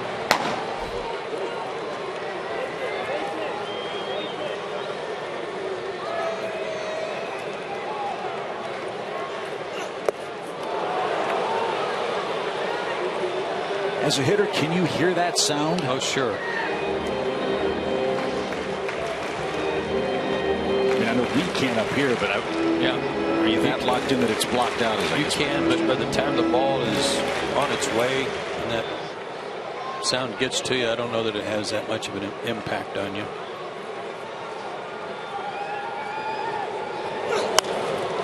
Fly ball foul out of play. I have a great deal of respect for guys on the PGA Tour and the ladies on the LPGA Tour when they hit a ball sitting still and they expect complete and total silence when they swing and hit it. I would love to see how they'd fare in these kinds of conditions. Somebody's yelling at you. Somebody yells Noonan right when you're ready to make contact.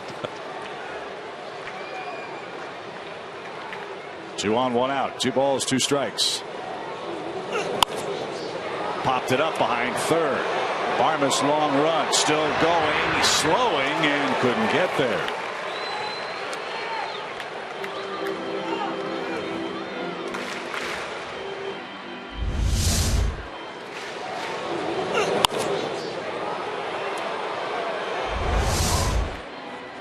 He'd make a fine tennis player. Jim Powell would love that. Jim's already got him dialed in over there, I'm sure. Yeah. Jim can emulate any female tennis player's grunt, squeal, or squawk to perfection. Player quiz, and you know exactly who it is. Yes. 2 balls 2 strikes. A shot foul. And a great catch. That fans from Alpharetta. He's got a sore hand too. Oh, it held on. Nice going.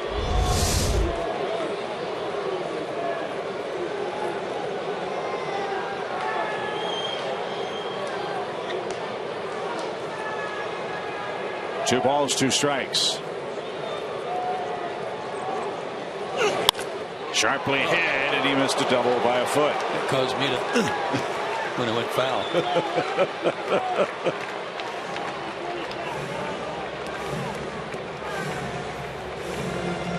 Now Norris out for a talk with Shields, but Black is going to get his bullpen up. Heston, by the way, is 1 out away from finishing off the no-hitter. Mets do have a runner on base. 2 outs in the bottom of the ninth. 5-0 Giants. If you asked me to pick a Giants pitcher who threw a no-hitter tonight or was close to it, Heston wouldn't be at the top of my list.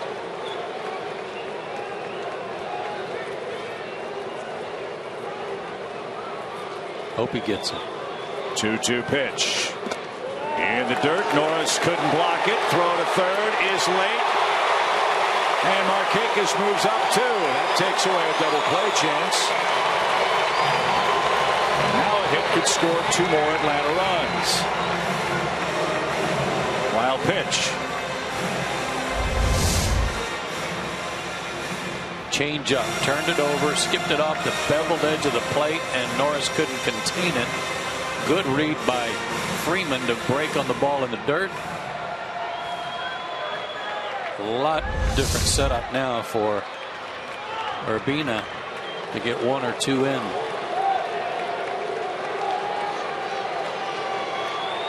3 balls, 2 strikes. Downstairs, Uribe takes a walk. That was a big league at bat.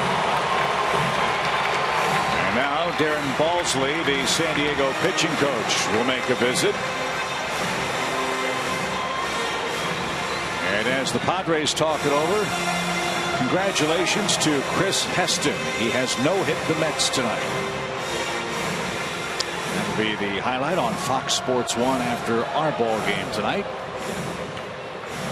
And hopefully story number 2 will be a big Braves comeback against San Diego. You got it.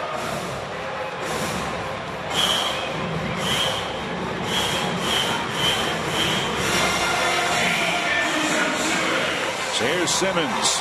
He's flying to right, and he has singled.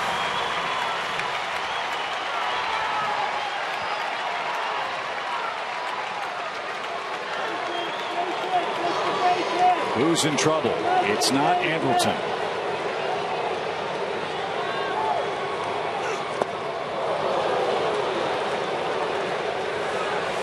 But chased a bad ball on the first offering. That was an 0-2 swing when you're trying to guard the plate. Andrelton's 3 for 7 this year with the bases loaded. Yeah, he and Maben and Peterson have been amazing.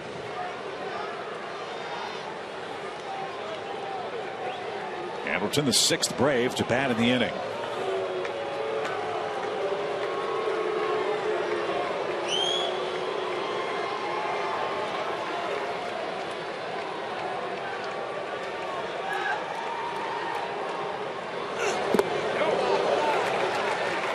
Lot of off-speed stuff, change-ups, sliders from Shields this inning. He's not thrown many fastballs to my recollection.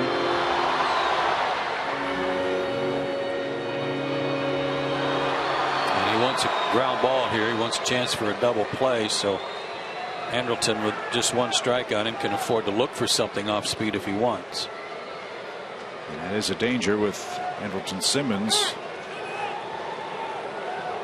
He strikes out so infrequently and makes such consistent contact. Far and away the big double play man for the Braves offense. He's hit 12 of them.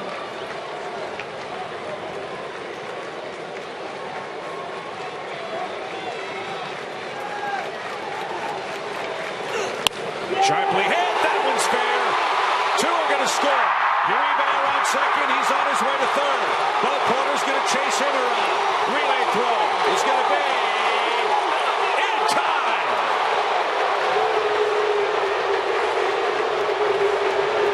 The Braves get 2, and Freddie Gonzalez may come out and challenge that the plate might have been blocked. What an unbelievable replay or relay by Barmas.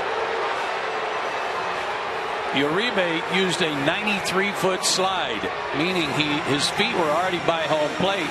He was trying to reach out and get it with his hand, but his body was already by. Now, whether or not the tag was put down with the plate blocked.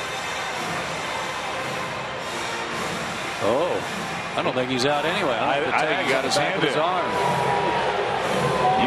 Now, if memory serves, Freddie Gonzalez has to challenge this in a specific way.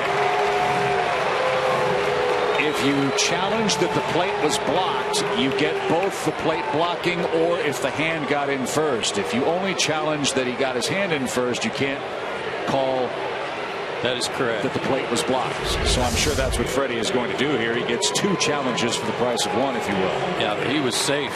Tag was on the back of his arm.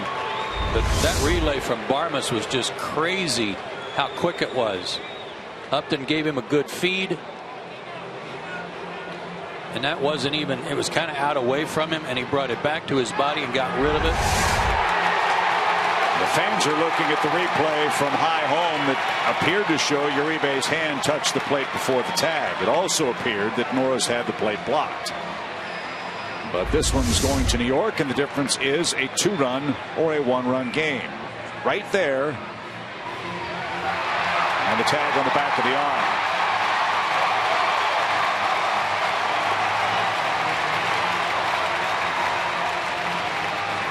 He did not have the ball in his hand with his foot standing on home plate.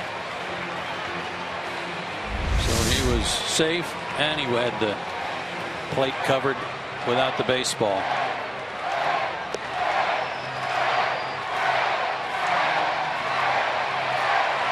Tag was on the back of the arm.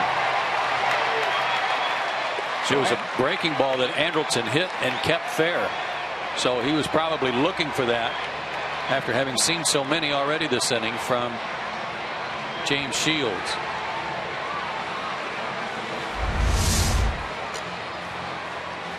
Watch the left hand. Foot on the plate before the ball got there. He's safe. What a slide as it turned out by Uribe, not going through the catcher but around him. The verdict is in. He is safe. It's a one-run game. It's a 3-run double for Simmons. Great slide. Call overturned. 5-4 now your score.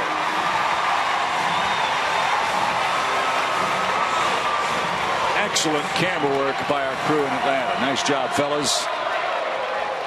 And that one perfectly covered. So big inning for Atlanta makes it 5-4, and Johnny Gomes with one out looks for some 6th inning redemption. A 2-minute 1-second replay review earns the Braves a 4th run. And a slider strike. Gomes robbed by Barmes in the 2nd, called out on, I beg your pardon, swung and missed in the 5th inning after taking a disputed 2nd strike in his last at bat. Shot to right field. That's in for a hit. Here comes Andrelton. Kemp up. Loads up. Throw to the plate. Is up the line. And safe.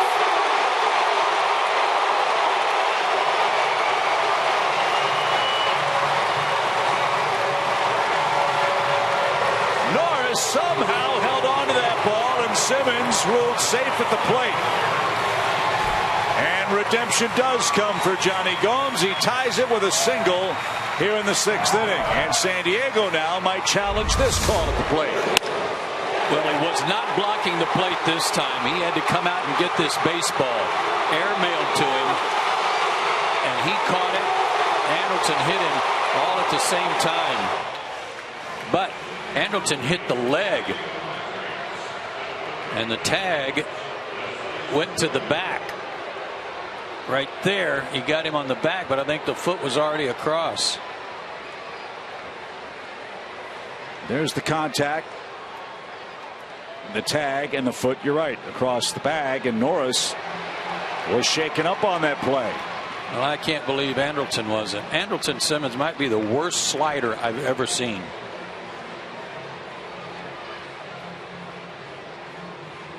He went in hard, was ready to try to knock the ball loose if that was what it was going to take, but the tag did not get applied at first point of contact.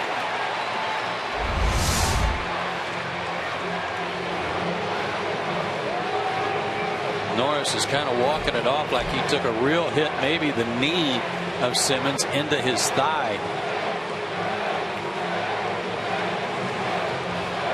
So the Padres challenge the call at the plate, and while that's being talked over in New York, Bud Black has to go check out Derek Norris to see if he's able to continue. I mean, a full speed flying knee drop into the hip of Derek Norris on that play at the plate.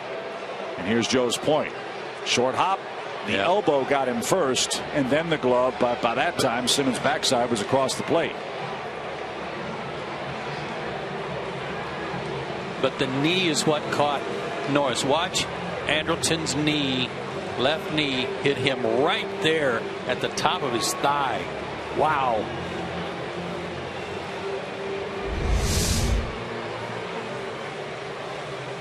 So again, the call at the plate was safe. There has to be enough evidence to overturn the call, and the crowd will be shown a high home review on the high definition scoreboard. And it shows the same thing. The contact came first. Norris's elbow hit Simmons' back, and then the glove after he sailed by. Well, it's remarkable, like you said, that Norris even held onto the baseball. But when we first saw it, it looked like Andrelton slid into the glove, and he didn't. last play at the plate took 2 minutes and a second to review. This one's taking a lot longer.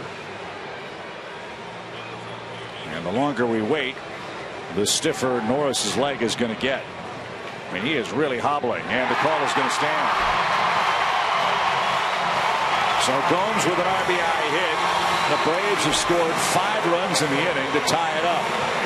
And Bud Black now is on his way out. And that might be the end of the line for James Shields. Dale Fair was warming up during this entire string of replays. And the Padres skipper is out talking with Jerry Meals before he goes to make the pitching change. That one a 2-minute 40-second review. Bud Black with a parting shot at Jerry Meals after the contact at the plate.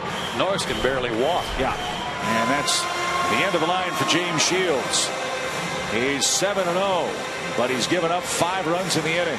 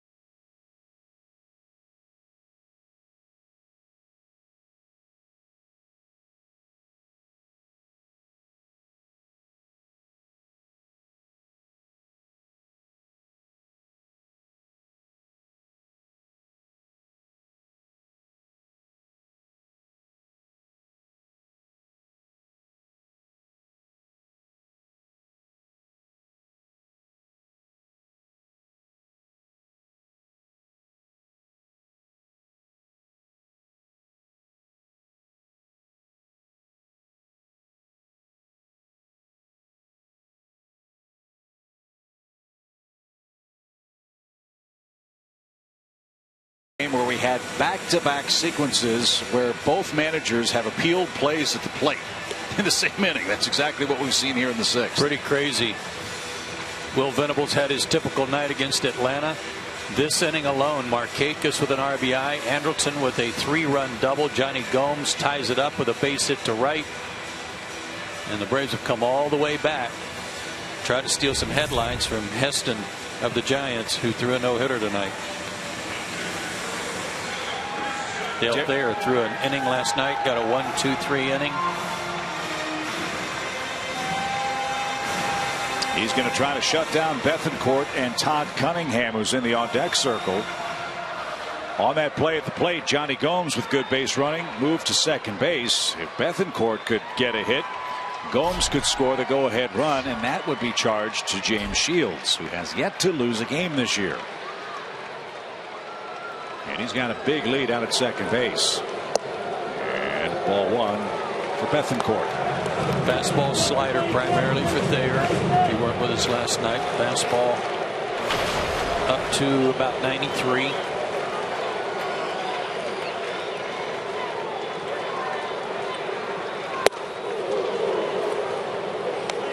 And that's exactly the velocity of that last pitch. Shields very frustrated. He led 5-0 with 1 out and 1 aboard in the inning. A walk, an error, another walk. Beg your pardon, a single, an error, a walk, a double, and another hit. Is how the Braves have played it. 5 runs in the inning.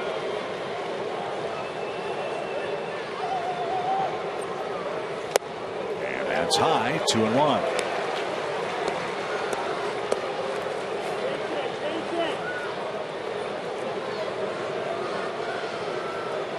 Bethancourt had a game-winning homer for the Braves on Saturday against the Pirates. His first big league homer. And settled for a single right here. 2-2. Thayer doesn't have a big leg kick, but he's got a long arm action that he hides real well. And then that 92, 93 fastball is sneaky quick on you.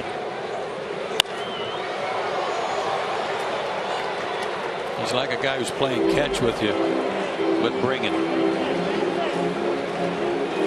As kids, we used to call that game burnout. Yeah, that's what he's doing right now.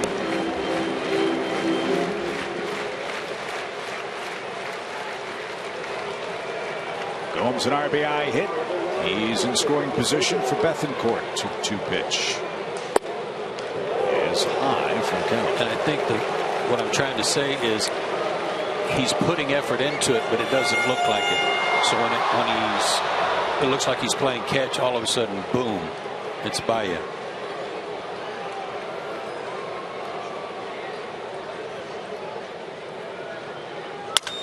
Fly ball left field. Upton on the run makes the catch. Justin got a terrific jump on that ball. It was trying to split the gap, and Bethancourt's denied. That's out number 2.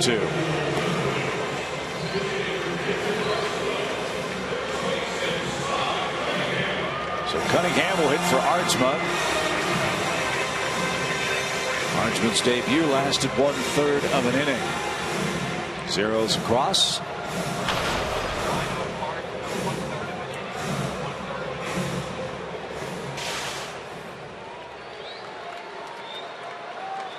Todd hitting .258. This is only his second pinch hit appearance of the season for the Braves.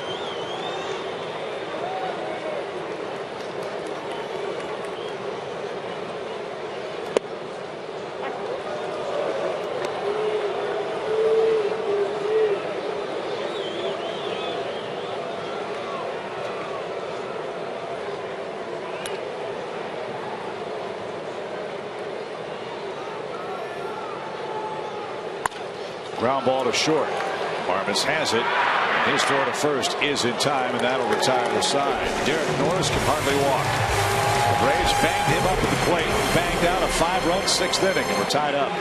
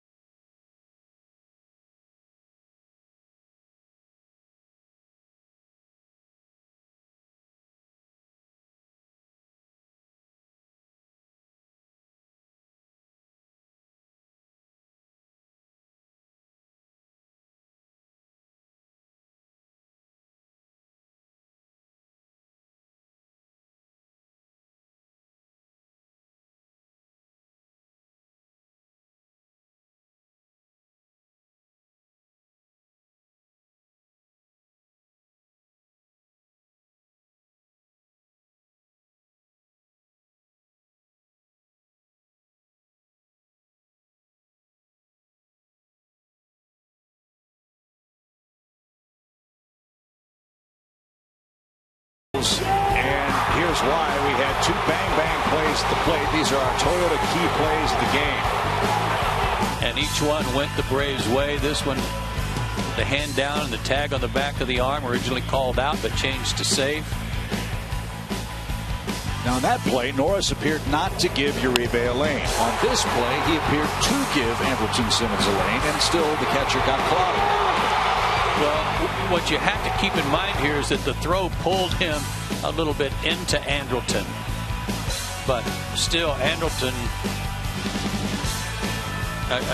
it's just an awful slide. Horrible. he had a lane and went right into him. And maybe that's what Bud Black is arguing with Jerry Meals. If base runner is supposed to be given a lane, isn't he obligated to use that lane? Don't know, won't know until after the game. But the San Diego skipper very animated before the start of this 7th inning. So as we told you, Cunningham's in left. Now Luis Avilan takes over. He'll pitch to the 4, 5, 6 hitters for San Diego, and it starts with Matt Kemp. Wild game. Braves have tied it up 5-5.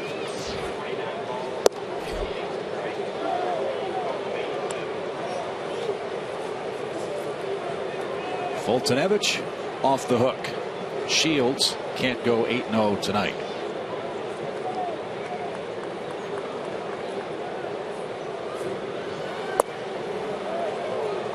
And now we're into the Braves bullpen, which has been lit up over the last couple of weeks.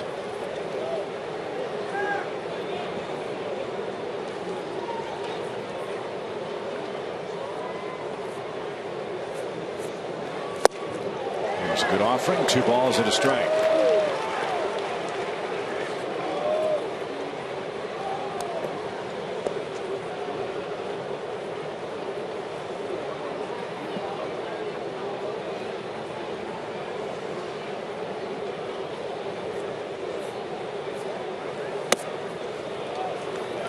There's no doubting the arms down there.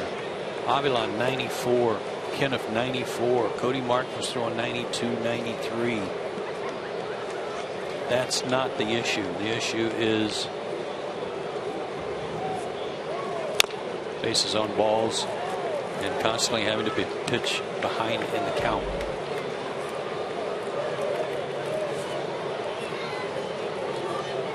Braves relief corps has walked 76 men in 167 innings. 157 hits. 3-2 count. And Kemp drives one to shallow right. Markakis should catch it, and he does. Nice rally by Avilan. There's out number 1. Look, it gives us no pleasure to show you these numbers, but this is a critical facet of how the Braves are playing right now. The Braves bullpen has got to find a way to straighten this out, or the season's going to get away from them very quickly. Yeah, the blown saves category, again, I said last night, I don't like it when you get credit for a blown save in the 7th inning or the 6th inning or the 8th inning, because the game's not on the line then. It's not about to be over. So that one you can kind of dismiss. The others you can't.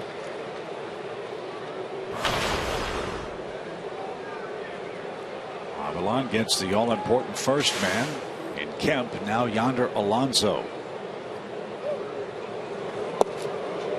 That's a beauty. 0-2. Well, this has been an inning where the Braves bullpen has struggled also, and that's the shutdown inning. And in this case, the Braves have come all the way back to tie a game. So go out there and do your best to get a 1-2-3 inning. At least, at the very least, throw a 0 on the board. Got a lot of momentum going. Get your offense back up there.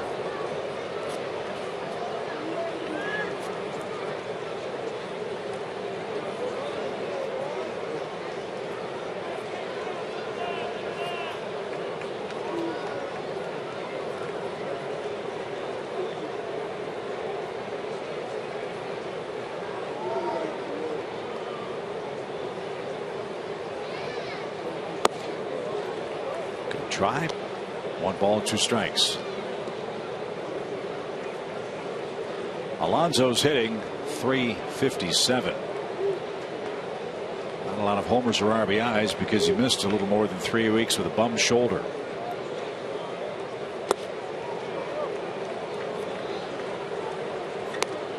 Last year he missed almost 80 games because of wrist and forearm problems for the Padres.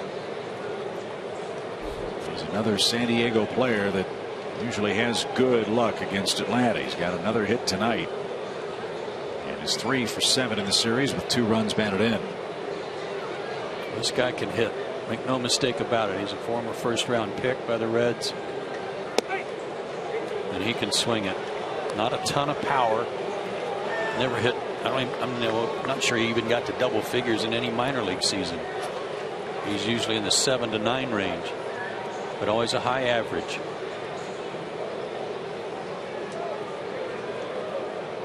Three balls, 2 strikes. Yeah, his high as a professional any 1 year is 12.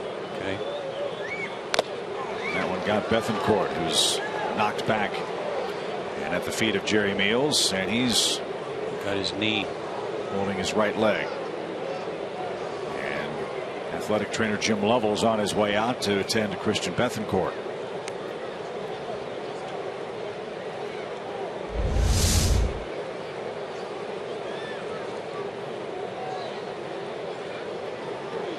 Those shin guards do that. They guard it. That doesn't mean they're impervious. When you get a lick like that, especially if it might be in one of those seams, one of the gaps.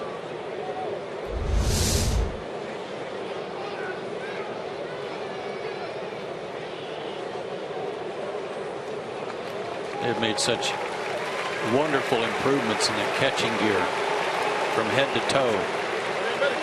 But it's still not, it's not body armor. Well, they call them the tools of ignorance for a reason, don't they? So both starting catchers have taken some shots tonight.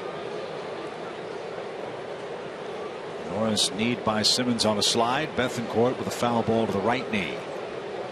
And a payoff pitch for Alonso is cut on and missed. He might have swung the ball forward. That was an awesome pitch.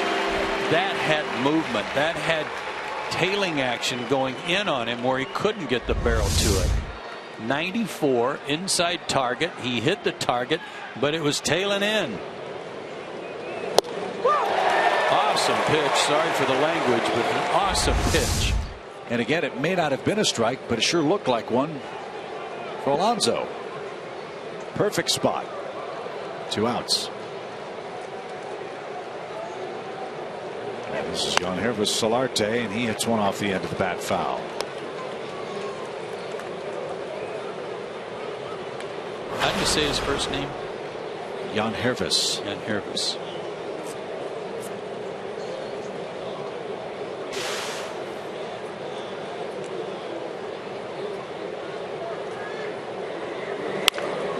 Ground ball left side. Uribe let it get to Simmons, who dropped it. You almost never see that.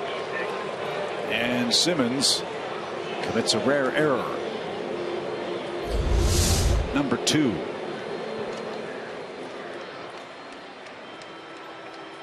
See that divot he kicked up when he planted his foot? I don't know if that somehow affected his glove angle, but he's looking down at the grass where when he slid, maybe it caused his glove to move a little too.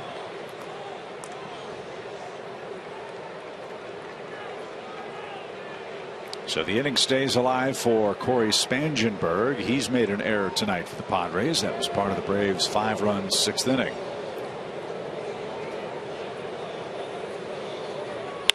And he promptly singles to right. And Solarte is on his way to third base. And now the Padres threaten with 2 outs.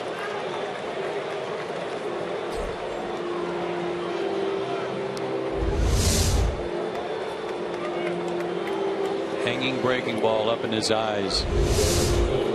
So in fairness to Avalon, he should be out of the inning, but isn't. A strikeout, an error, and now a single will chase him from the ball game, and Freddie Gonzalez will check into his bullpen yet again.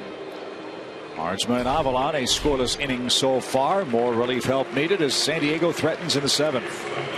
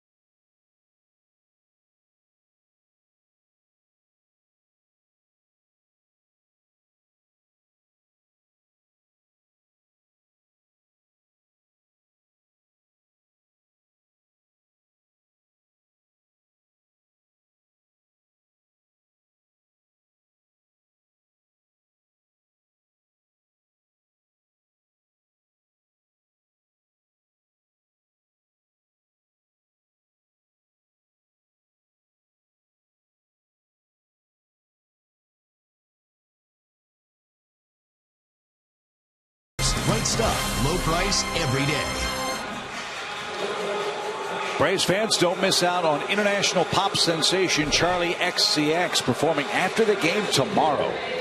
A free post-game concert presented by Coca-Cola and Delta Airlines. A limited number of VIP field and backstage passes are still available. Go to Braves.com/concerts to get all the details. San Diego threatening here in the 7th.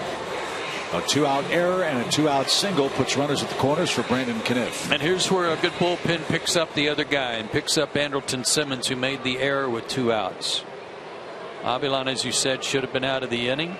Instead, there's runners on the corners, so up to Brandon Kniff to come in and retire Barmas and forget all about it. Again, get your offense back up there. Make good pitches. This is an area where Brandon has done a good job. Barmas takes high. Kniff has inherited 19 runners this year. He's allowed 1 to come home. Yeah, that first batter has been his bugaboo. That's true. He's had a lot of first batters reached by base on balls.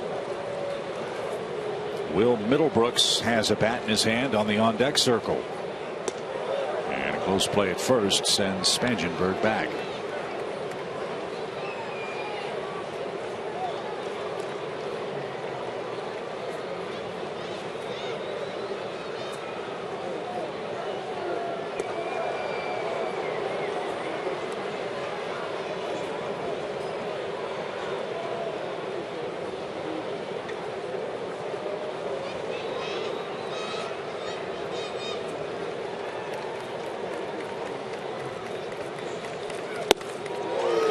.94-mile-an-hour fastball.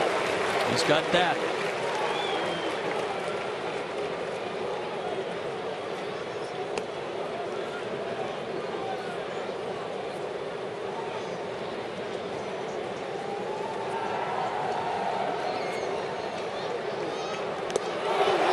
Close at first.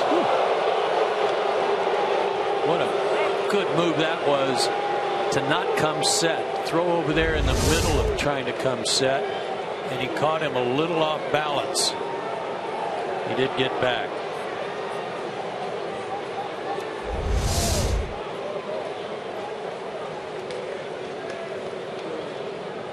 He gets picked off. That's the kind of play that you don't want to go back to the dugout. Right. Just stay out there when somebody brings you your glove. Yeah. 1 ball, 1 strike. Out of river. You bet. So if he goes to a breaking ball, Bethancourt has got to be cat-like quick in case it's in the dirt. Got a fast runner at third base. Don't speed up his bat by throwing him something off speed. 1-2. He didn't. Fastball right on by. Kniff takes care of Barmas and the Padres, and he does pick up Andrelton Simmons and Luis Avilan. We go to the bottom of the 7th inning. Top of the order up for Atlanta. Tie game at 5.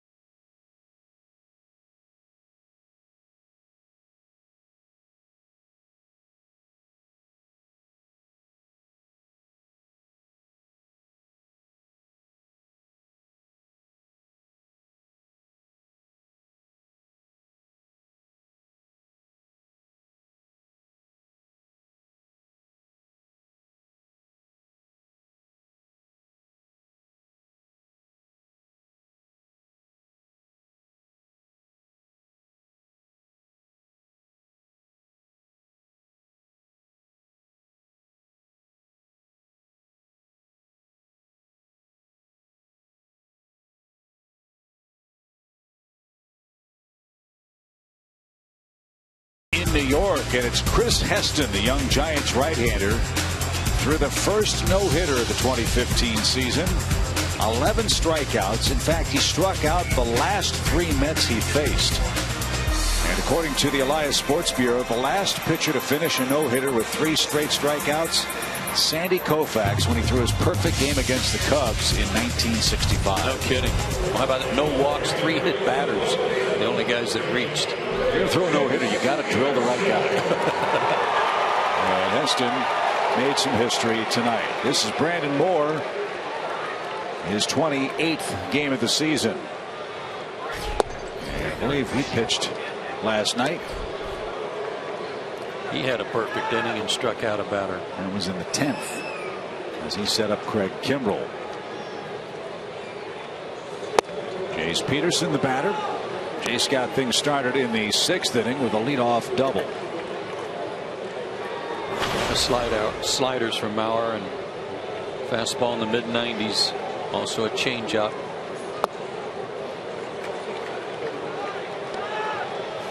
The challenge for the Braves now is to get something across against this San Diego bullpen. Dick Enberg, their Hall of Fame broadcaster, told us they have yet to give up a run on the road trip. In fact, they have a 23 inning scoreless streak working in relief over their last 6+ games.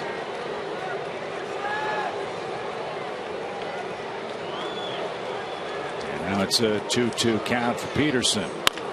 It's rolled out to second, and the flip to first in time. There's out number 1. Tell you what I loved about the top of the 7th inning was the aggressive style in which Avilan and Kenneth went after the hitters using their fastball. Avilan made a mistake with a hanging breaking ball to Spangenberg after the error, but by and large both of those guys really went after him with their best heaters. Kenneth got Barmas to swing and miss. And now Maben bats. He's yet to get the ball out of the infield. He was robbed by Solarte last time up.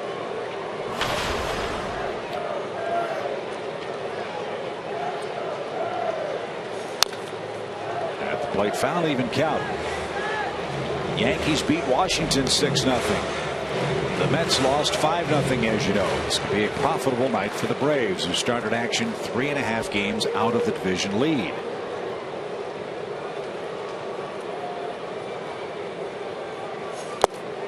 The Mets lead the East by 1/2 game. And we'll see the Mets next on our next brief road trip.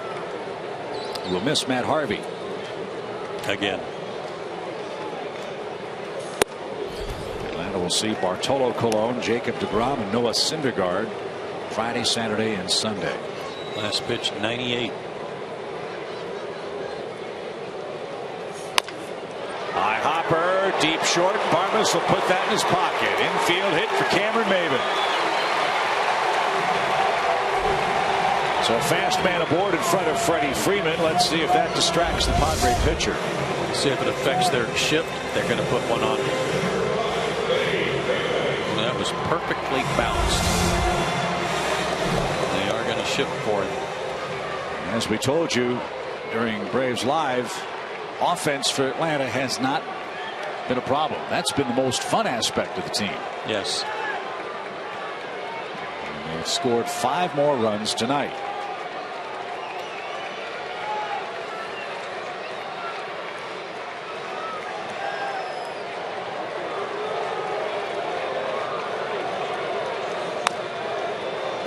Guy's throwing BBs and then starts Freddie with an 88-mile-an-hour changeup.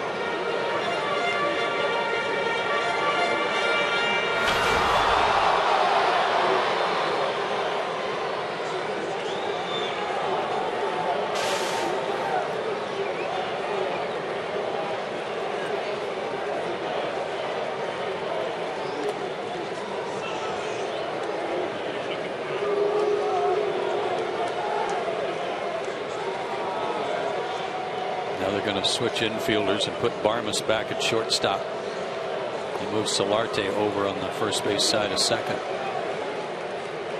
which I think is the smart move. 0-1, and Maben was leaning and just did get back. If you weren't with us last night, we talked about how Norris has thrown out more base stealers than anybody in the National League, 19 of them.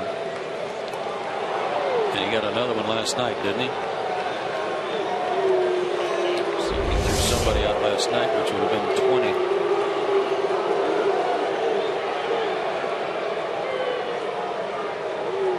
Beg your pardon, Maben stole one last night on him. That's what it was. Yep, in the third inning. The Braves scored their only runs of the night.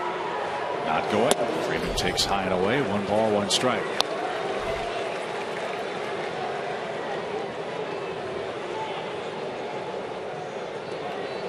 This guy is airing it out.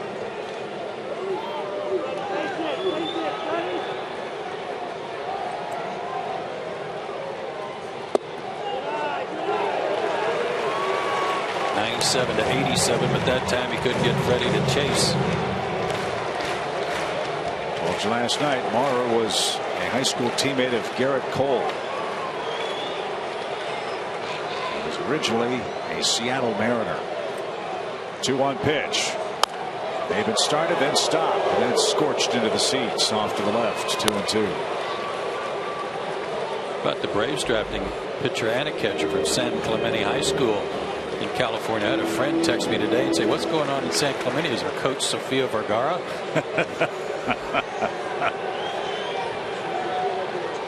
You're getting some players. And Lucas Herbert and Colby Allard. Battery mates in high school. Pitch. And Freeman went out around that ball and missed it. 2 out.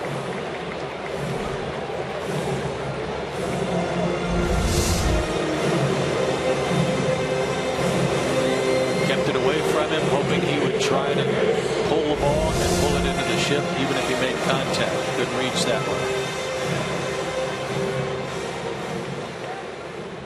So Maben at first. 2 outs now for Nick Markakis. Nick has reached 3 more times tonight. 2 singles. He reached on a second baseman's error, knocked in a run, and scored a run. See, I wasn't crazy about that call, the error on Spangenberg when he was trying to catch it, maybe try to tag Freddie, because he had to do that to try to corral the ball and got an in-between hop. So that's a tough play.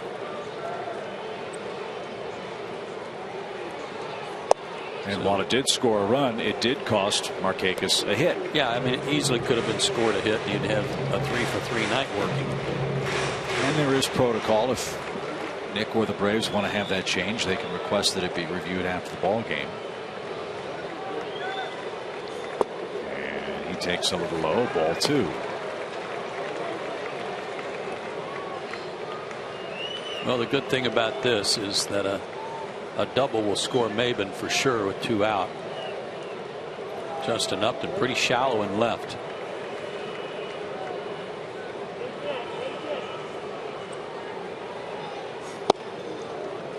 That went in for a strike. Padres traded Seth Smith to Seattle to acquire Brandon Maurer. He lives in Costa Mesa, California.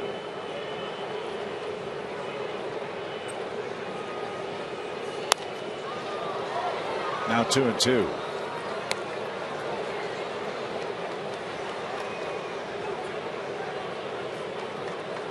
Send him.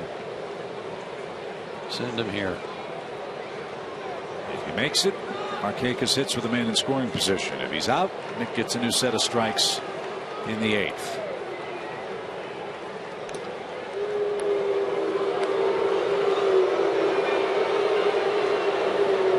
They've got a pitch to play with if they want to pitch out.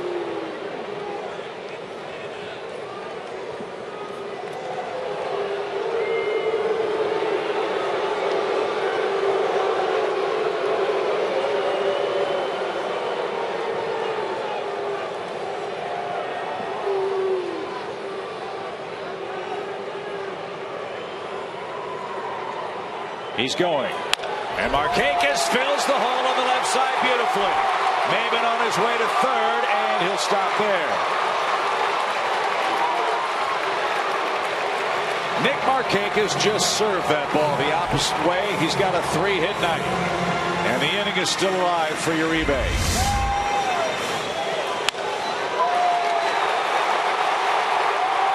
Didn't look that hard, did it? Great bat control. But his pitch away from him, not a whole lot unlike that one to Freddie Freeman. Freddie tried to pull his. Nick did not. And so now Uribe bats, and the same challenge goes to the Padres catcher Norris. With that sore leg, he's got to block something in the dirt, because Maben is going to think about flying home if it pops away at all. Little tapper, foul at first. Strike one for Uribe. Uribe grounded out against him last night.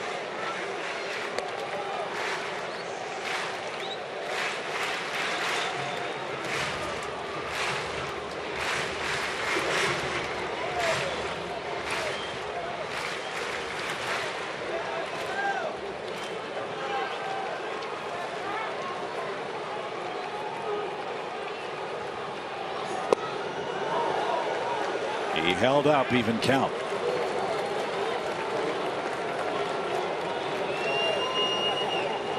Uribe had a big league at bat in the 6th inning. Yeah, he's seen 19 pitches total in his first 3 at bats tonight. And it's a similar start to this sequence. On off a couple of pitches last time up, and drew a walk. And that great slide on Simmons' double to score the 4th run in the 6th inning. 2-1. Nowhere near. 3 balls and a strike.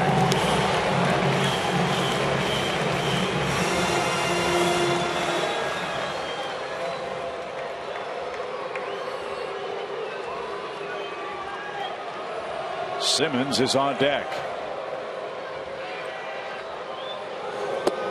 And the bases are loaded for Edwardson.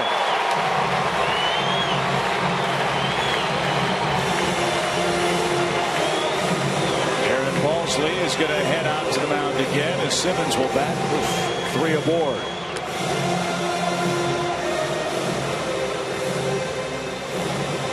Again, the Padres have not given up a relief run on this road trip. This would be an excellent time for that streak to end. Hamilton goes back to the dugout railing to get a little update from Kevin Seitzer on Mauer.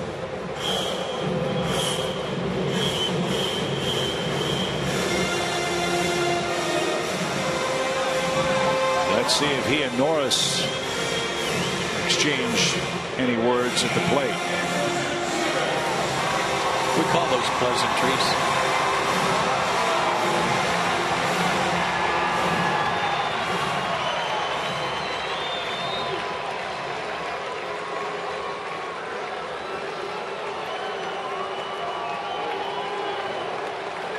Nope, all business.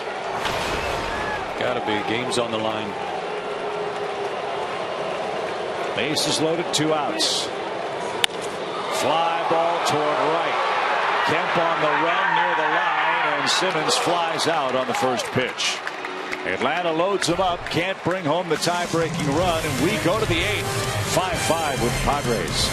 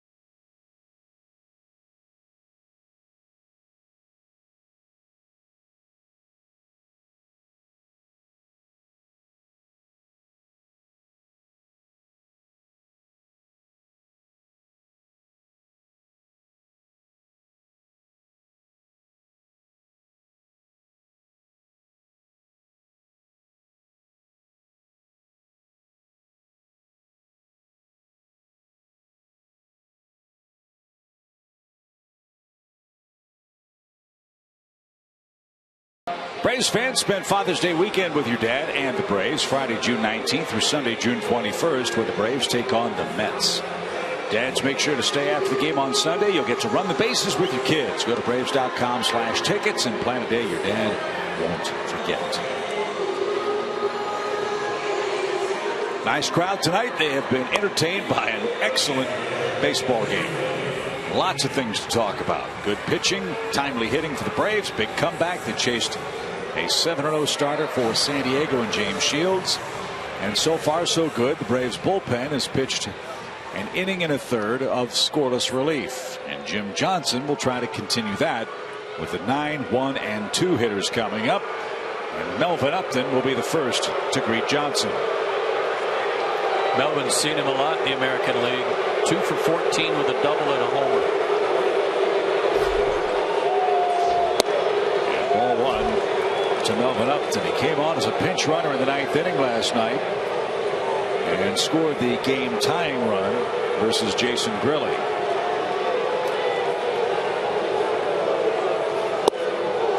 And a swing and a miss. 1 ball, 1 strike. Setup and everything. Stance all looks the same.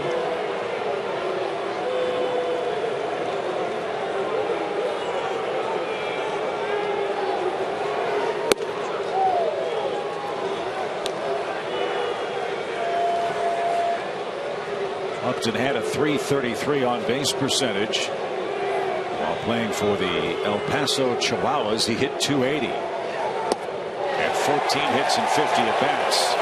Scored 10 runs.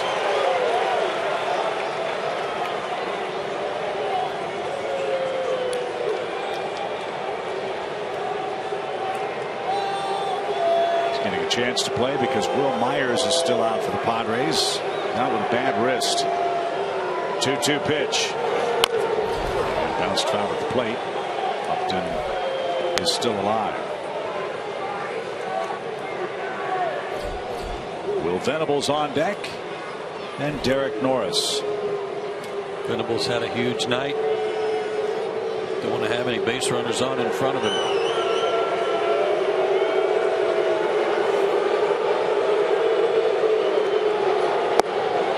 Outside, full count.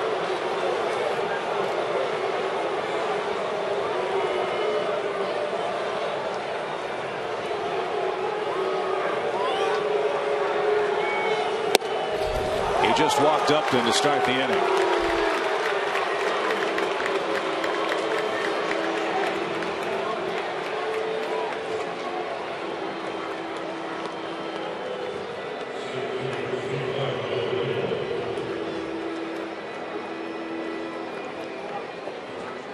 So you got to keep an eye on Upton.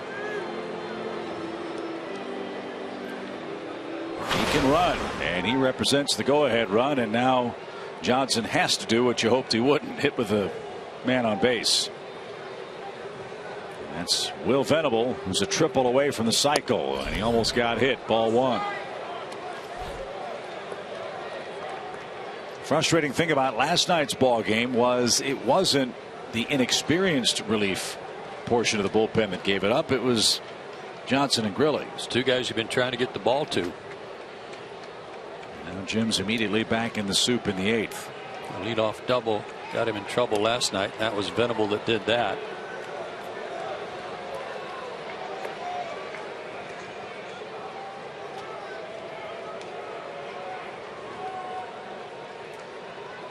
Upton's got a big lead at first, and he'll draw another throw.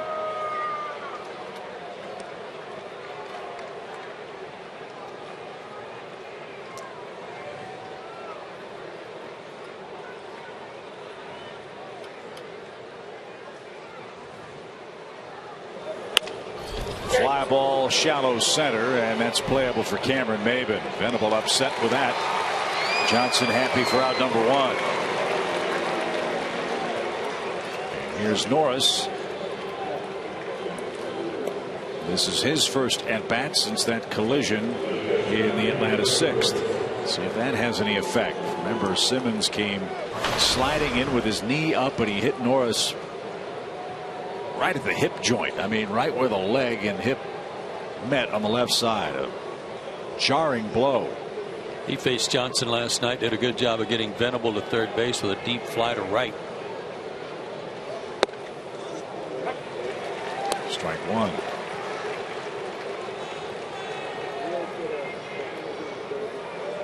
These guys were teammates with Oakland. Johnson and Norris, were they not? Yes. Last year. So Derek ought to have a pretty good idea of what Jim likes to do. Upton's running. Pitch is low. The throw terrible into center field. And Upton steals second, takes third on a throwing error. I mean, that wasn't close. Bethencourt throws it into center field, and for the second time in as many nights, Upton moves from second to third on a ball into center pasture. When you're a young catcher and you've got a great arm, the last thing you want to do is give up on a guy that's trying to steal second base. You think he can still throw out everybody. He had no shot there. Melvin was 3/4 the way to second base by the time he had a chance to try and get him. Contact. He's coming home. Uribe's throw is not in time. Upton got to the back door and beat the play at the plate. And Atlanta will in all likelihood challenge this one too. Upton outran the baseball and was called safe. We'll review it. Boy, ball in the dirt handled by Bethencourt, and there's no doubt that he's out. No doubt.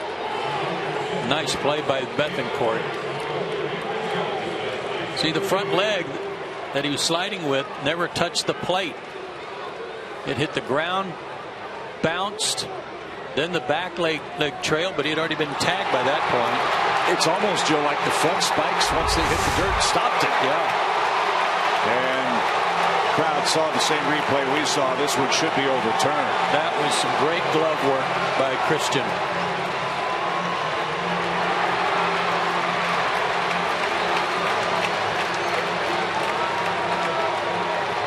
He's out. So that call's overturned, and that cuts off a San Diego 6th run and a lead.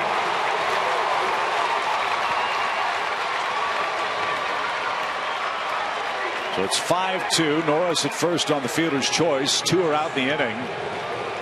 And now Justin Upton, the batter. 3 reviewed calls at the plate tonight. And all have gone the way of the Atlanta Braves.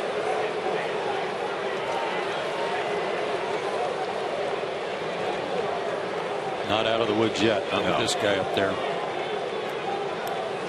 And he was ready to hit that ball through the batter's eye. And he found it straight back. Strike one for Justin Upton. Outfield very deep. Trying to prevent an extra base hit. More importantly, anything that might allow the runner to score from first. And we don't know how well Norris can run. Even healthy, he's blessed with catcher's speed. 1 ball, 1 strike.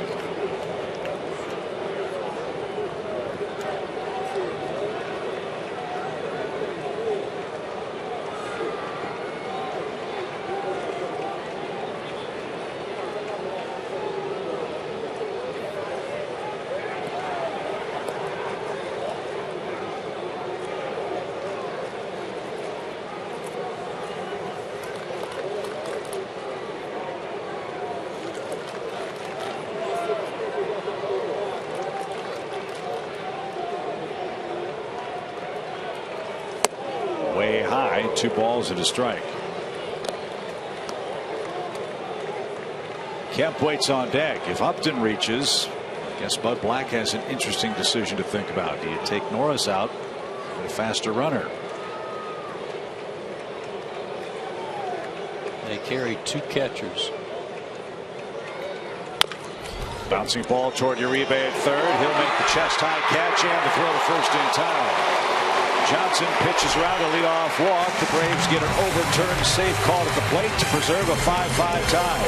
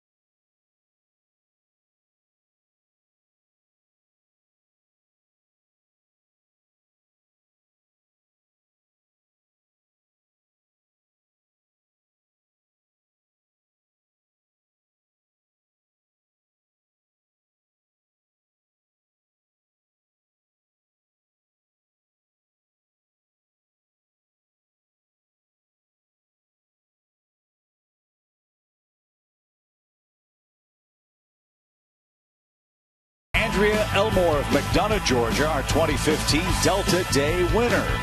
Andrea and a guest will get a round-trip Delta airline ticket to any place Delta flies in the continental U.S., plus hotel accommodations and a $250 gift card. Andrea, enjoy your trip, courtesy of Delta Airlines. Braves are trying to protect the home turf and beat the Padres in even the series. 5-5 our score as we head to the home eight. Iconic R&B vocal group Boyz II Men performs after the game Saturday, June 20th for a free post-game concert brought to you by Coca-Cola and Delta Airlines. VIP field and backstage passes are available now, and make sure to get here early to see platinum selling artist Young Jock perform in the Braves Fan Plaza before the game. Get your tickets today at braves.com/concerts. Young Jock has not made my playlist. However, there's still time. Joey Turdosilovich leads off for Atlanta. He'll bat for Jim Johnson. Fastball slider change. Worked a 1-2-3 inning last night. No strikeouts, but has plenty of those in 25 innings.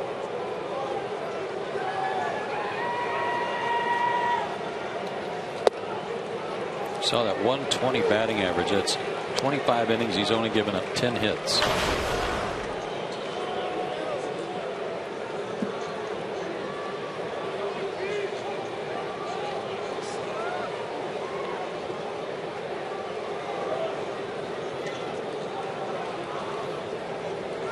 Benoit was going to be the Padres closer until the hours before opening day.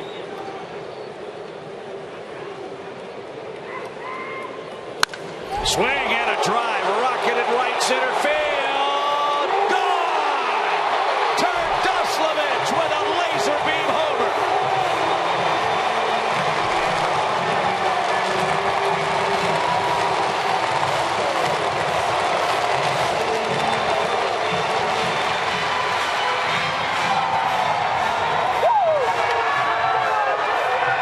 His first major league homer off the bench. And the Braves are in front 6-5. That was a lightning bolt. I'll say it was. How about he and Bethancourt this homestand?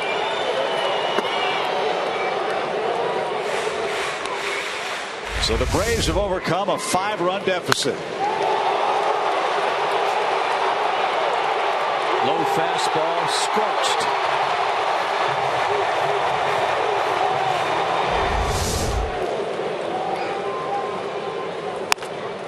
Right off the end of the bat, out to second. And Bethancourt's retired for out number 1.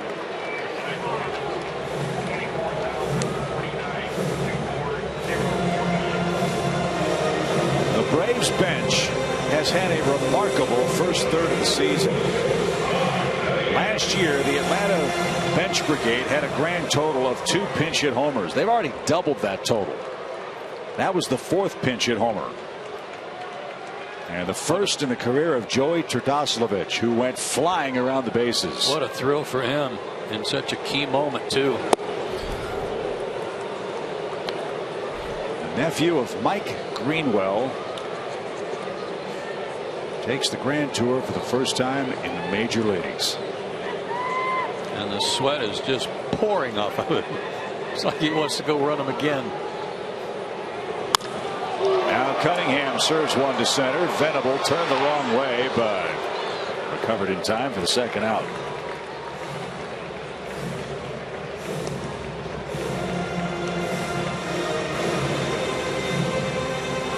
This one was shaping up to be a San Diego wipeout. James Shields, 7-0 for the year, led 5-0 in this game. The Braves tied it up in the 6th. The Atlanta bullpen to this point has not given up a run. And Turdosilovich with a pinch hit homer over the line in right center field has given the Braves a 6-5 lead.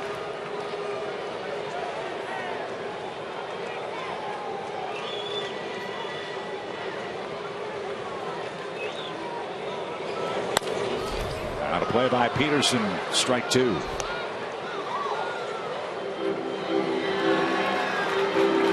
right, that run, the first run allowed by the Padres on the road trip.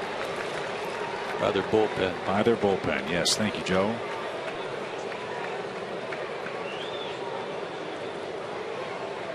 Covering almost 25 innings. 0-2 pitch. Little flare beyond second, and that's going to drop. Those are starting to even up for the Braves. 2 more hits for Peterson tonight. 4 for the series. Yeah, you like them apples.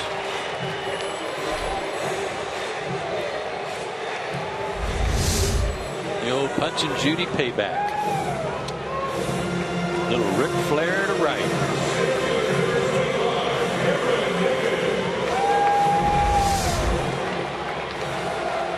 Second hit of the inning for the Braves. And Cameron Maben is the hitter.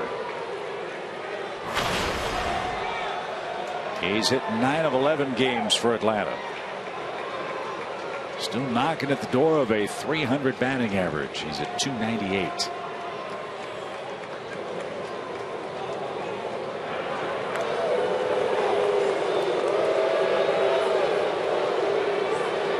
That was tossed to first by a guy who doesn't like, would appear, doesn't like to throw to first.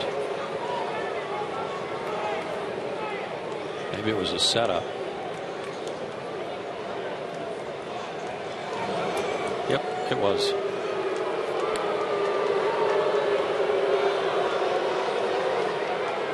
Benoit's come all the way back from a torn rotator cuff. He missed the entire 2009 season. That's not easy to do. Come back from that. It's that velocity comes from the shoulder. It looks like the shoulder's all the way back. He's throwing 94, 95 miles an hour. Somebody needs to retrieve that. For Joey Turdoslavich.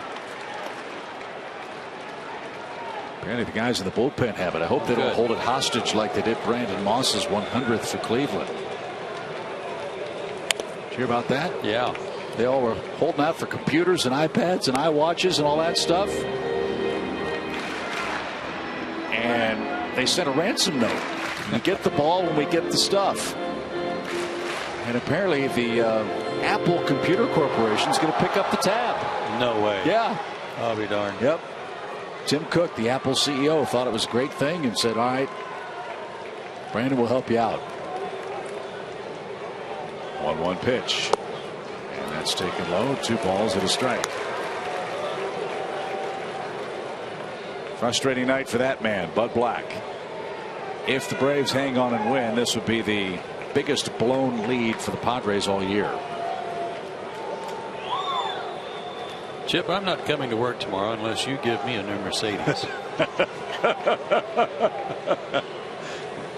Bouncing ball right side.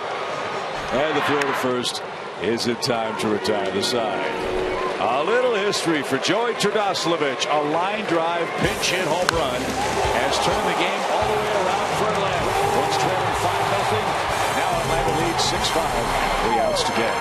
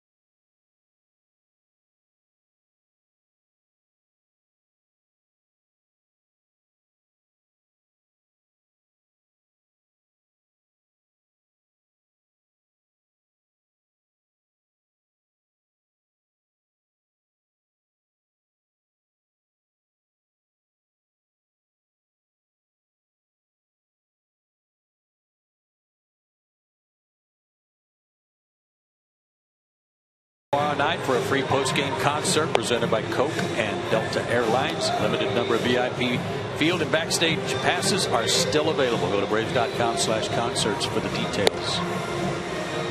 Time to answer the AT&T Uverse trivia question tonight. Of the last 10 years, who's the only pitcher with more innings pitched than James Shields, who lasted only 5 1/3 tonight? I'm going to go with Tim Hudson. I'll say our reliable Mark Burley pitched tonight. And of course, it's neither one. It's Felix Hernandez. Gosh. And we used to work in Seattle. He hasn't been in the league that long, has he? I guess he didn't need to be. Yeah. For 230 innings or something like that every year. All right, an easy inning. They've left base runners on every inning tonight, the Padres. Let's see if Jason can get them 1, 2, 3. He's got Kemp, Alonso, and Solarte scheduled. 6-5 Braves. And a strike. Come back and get this one. This is like the last game in San Francisco for me. Same kind of feeling. Yeah, and carried a lot of momentum. But we got to get 3 more outs. 11 o'clock, bottom of the 9th. Fly ball foul, 0-2 to Kemp. Hope you enjoyed Christina's feature earlier tonight with Jason Grilli and his work with some great kids here in downtown Atlanta, serving them lunch today, grilled cheese sandwiches. Can this be a capper to a great day for him? 0-2 your count. And a little low. It's 1-2. What is wrong when you see a catcher point? See if he checks one. What's so wrong about asking your fellow umpire, did he go? Did I miss it? Boy, it's Jerry Mills is like pulling teeth to get him to make the appeal. He does not have to. I understand that.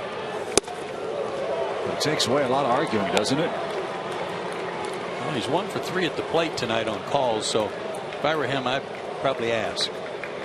And we still haven't forgotten the Let's Go Pirates little red-haired girl game too. That one worked out to Atlanta's favor. 2 balls, 2 strikes.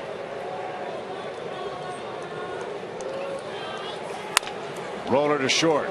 Big friendly hop for Anderton. We had time to take a look at the baseball, and Kemp is the first out.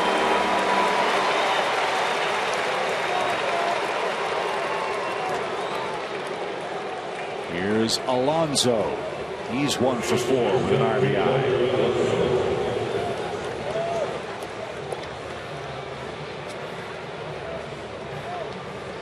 It was Alonso who led off the ninth with a double after it looked like he had been struck out. Joey Turdoslavich has hit a pinch hit homer. That's put the Braves in front in the top of the 9th. Strike 1 to Alonso. If Atlanta wins this game, they'll gain a game in the standings. Both Washington and the Mets were beaten tonight.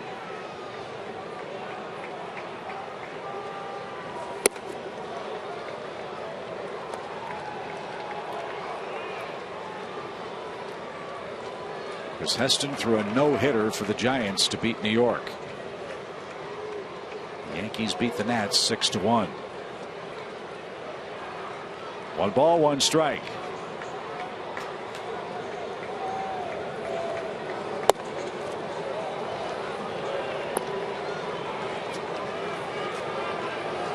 Take another look at that one on a PNC Bank Fox Tracks.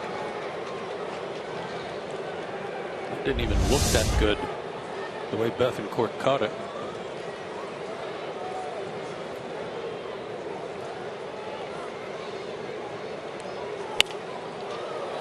Over the Padres dugout foul. It's 2 balls, 2 strikes.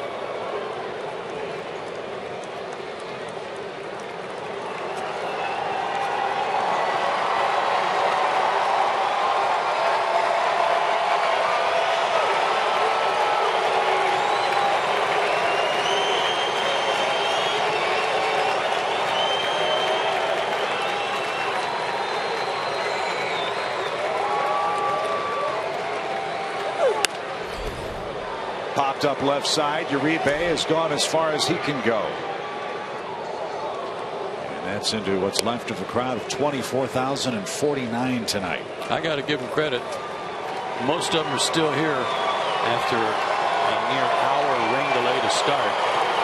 And after the Braves falling behind 5-0 after 5.5 innings, they've stuck it out and they've been rewarded so far.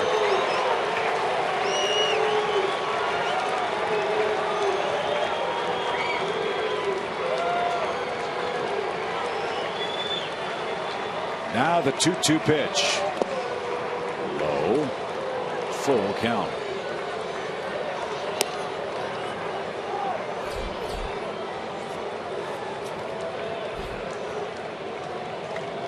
Braves want to face Solarte with nobody on.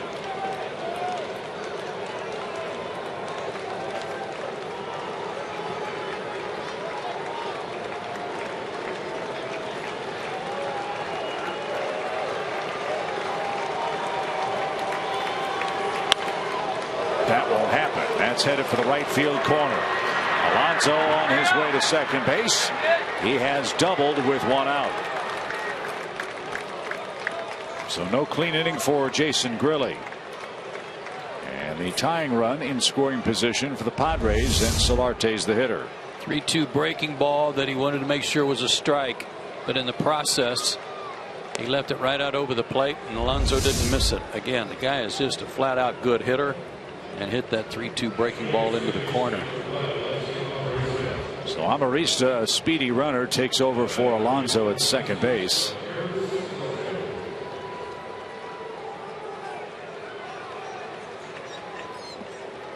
And Solarte becomes the key man in the inning. He's reached twice. Second inning single and a seventh inning Simmons error. I've just decided nothing's going to be easy. Yeah. And you got to fight for it in the bullpen to finish off a game.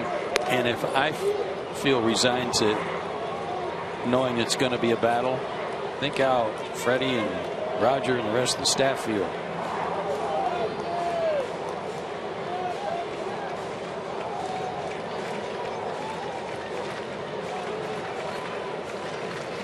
Bono strikes. It's back to the screen for an even count. And a good swing. Hardsma, Avalon, Kniff, Johnson, and now Grilli have worked in relief for the Braves.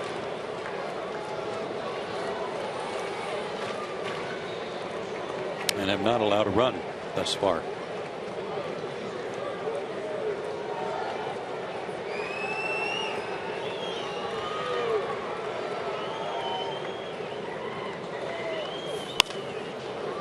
He's ahead now, a ball and 2 strikes. Also in divisional play tonight, the Marlins lost in Toronto. Edwin Encarnacion hit a walk-off homer. The Jays are red hot. It's going to be a very profitable night for the Braves. And despite the fact that Stanton hit 2 homers for the Marlins. See if Jason can finish off Solarte here.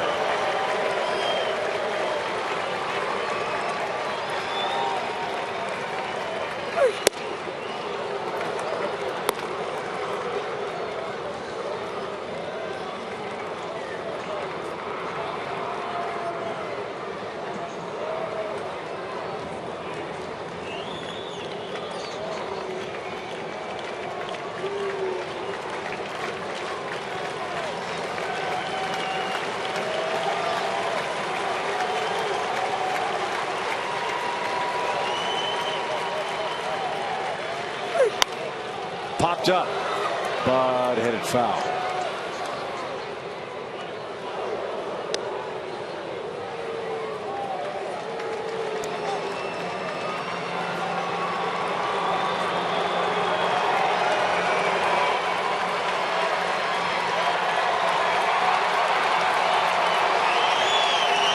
This crowd trying to urge Grilli on.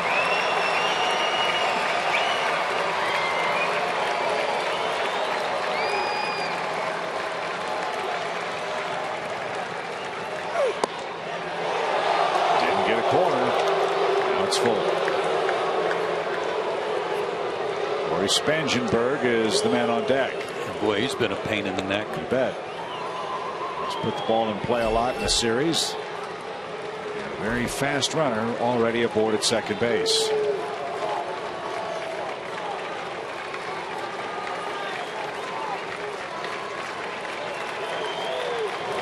3-2 breaking ball to Alonso.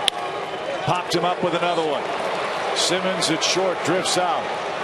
And Anderton puts the squeeze on that. Solarte subdued for the second out of the inning.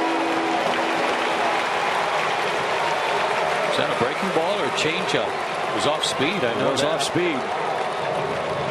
And Solarte was out in front and popped it a mile high. Let's see. I think he was trying for the backdoor breaking ball. I can't be 100% certain there. But left it up and he popped it up.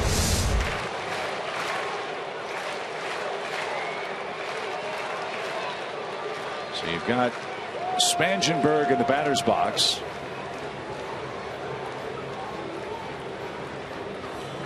And a visit from Roger McDowell here.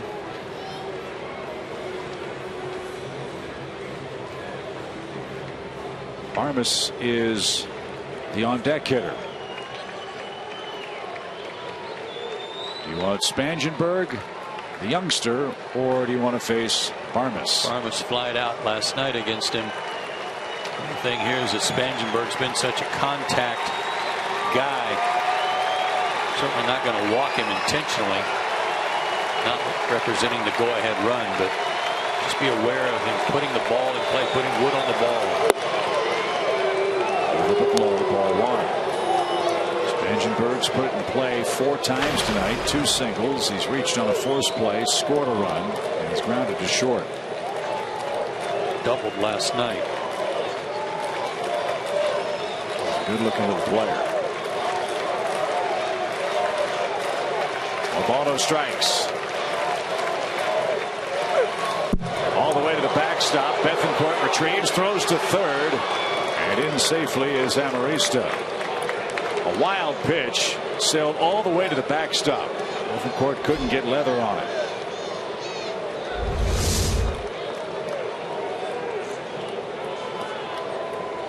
Unless they were crossed up. If that's the case, how can that happen with a runner at second in the 9th inning? Well, it is possible, but if it was supposed to be something else, like a changeup, no chance to catch up to the fastball that high if you're the catcher. This puts a whole different dynamic on the defense. Anything before, you could knock it down and still be alive, still have the lead. Now you've got to make a play or the game's tied. No room for a bobble. Certainly no room for an error.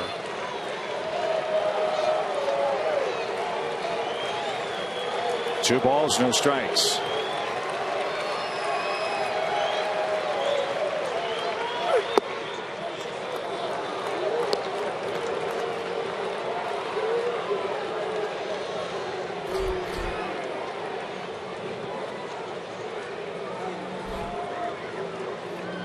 It's looking like the Braves want Grilli versus Barmes. Spangenberg showing no signs of over anxiousness with 2 outs in the 9th. And it is ball 4. First and third, 2 outs.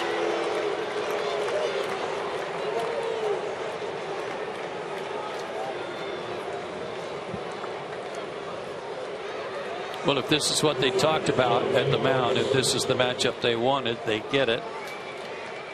And as I said, he got him to fly out last night to end the 9th. And they were teammates in Pittsburgh.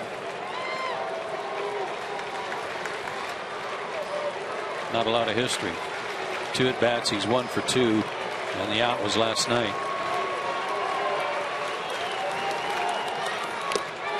That was tipped at the plate. Strike 1 for Clint Barmes.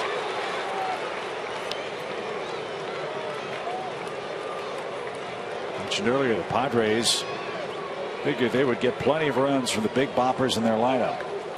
But Black's already gotten 1 RBI from his shortstop. And he squeezed another one out of Barmes, who had 2 all year coming in.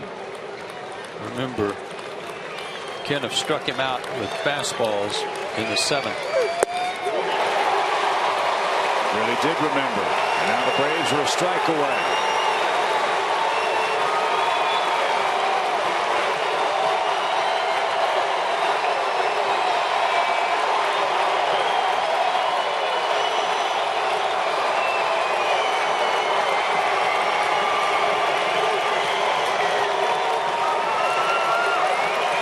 The 0-2 pitch to Varmus is out of play.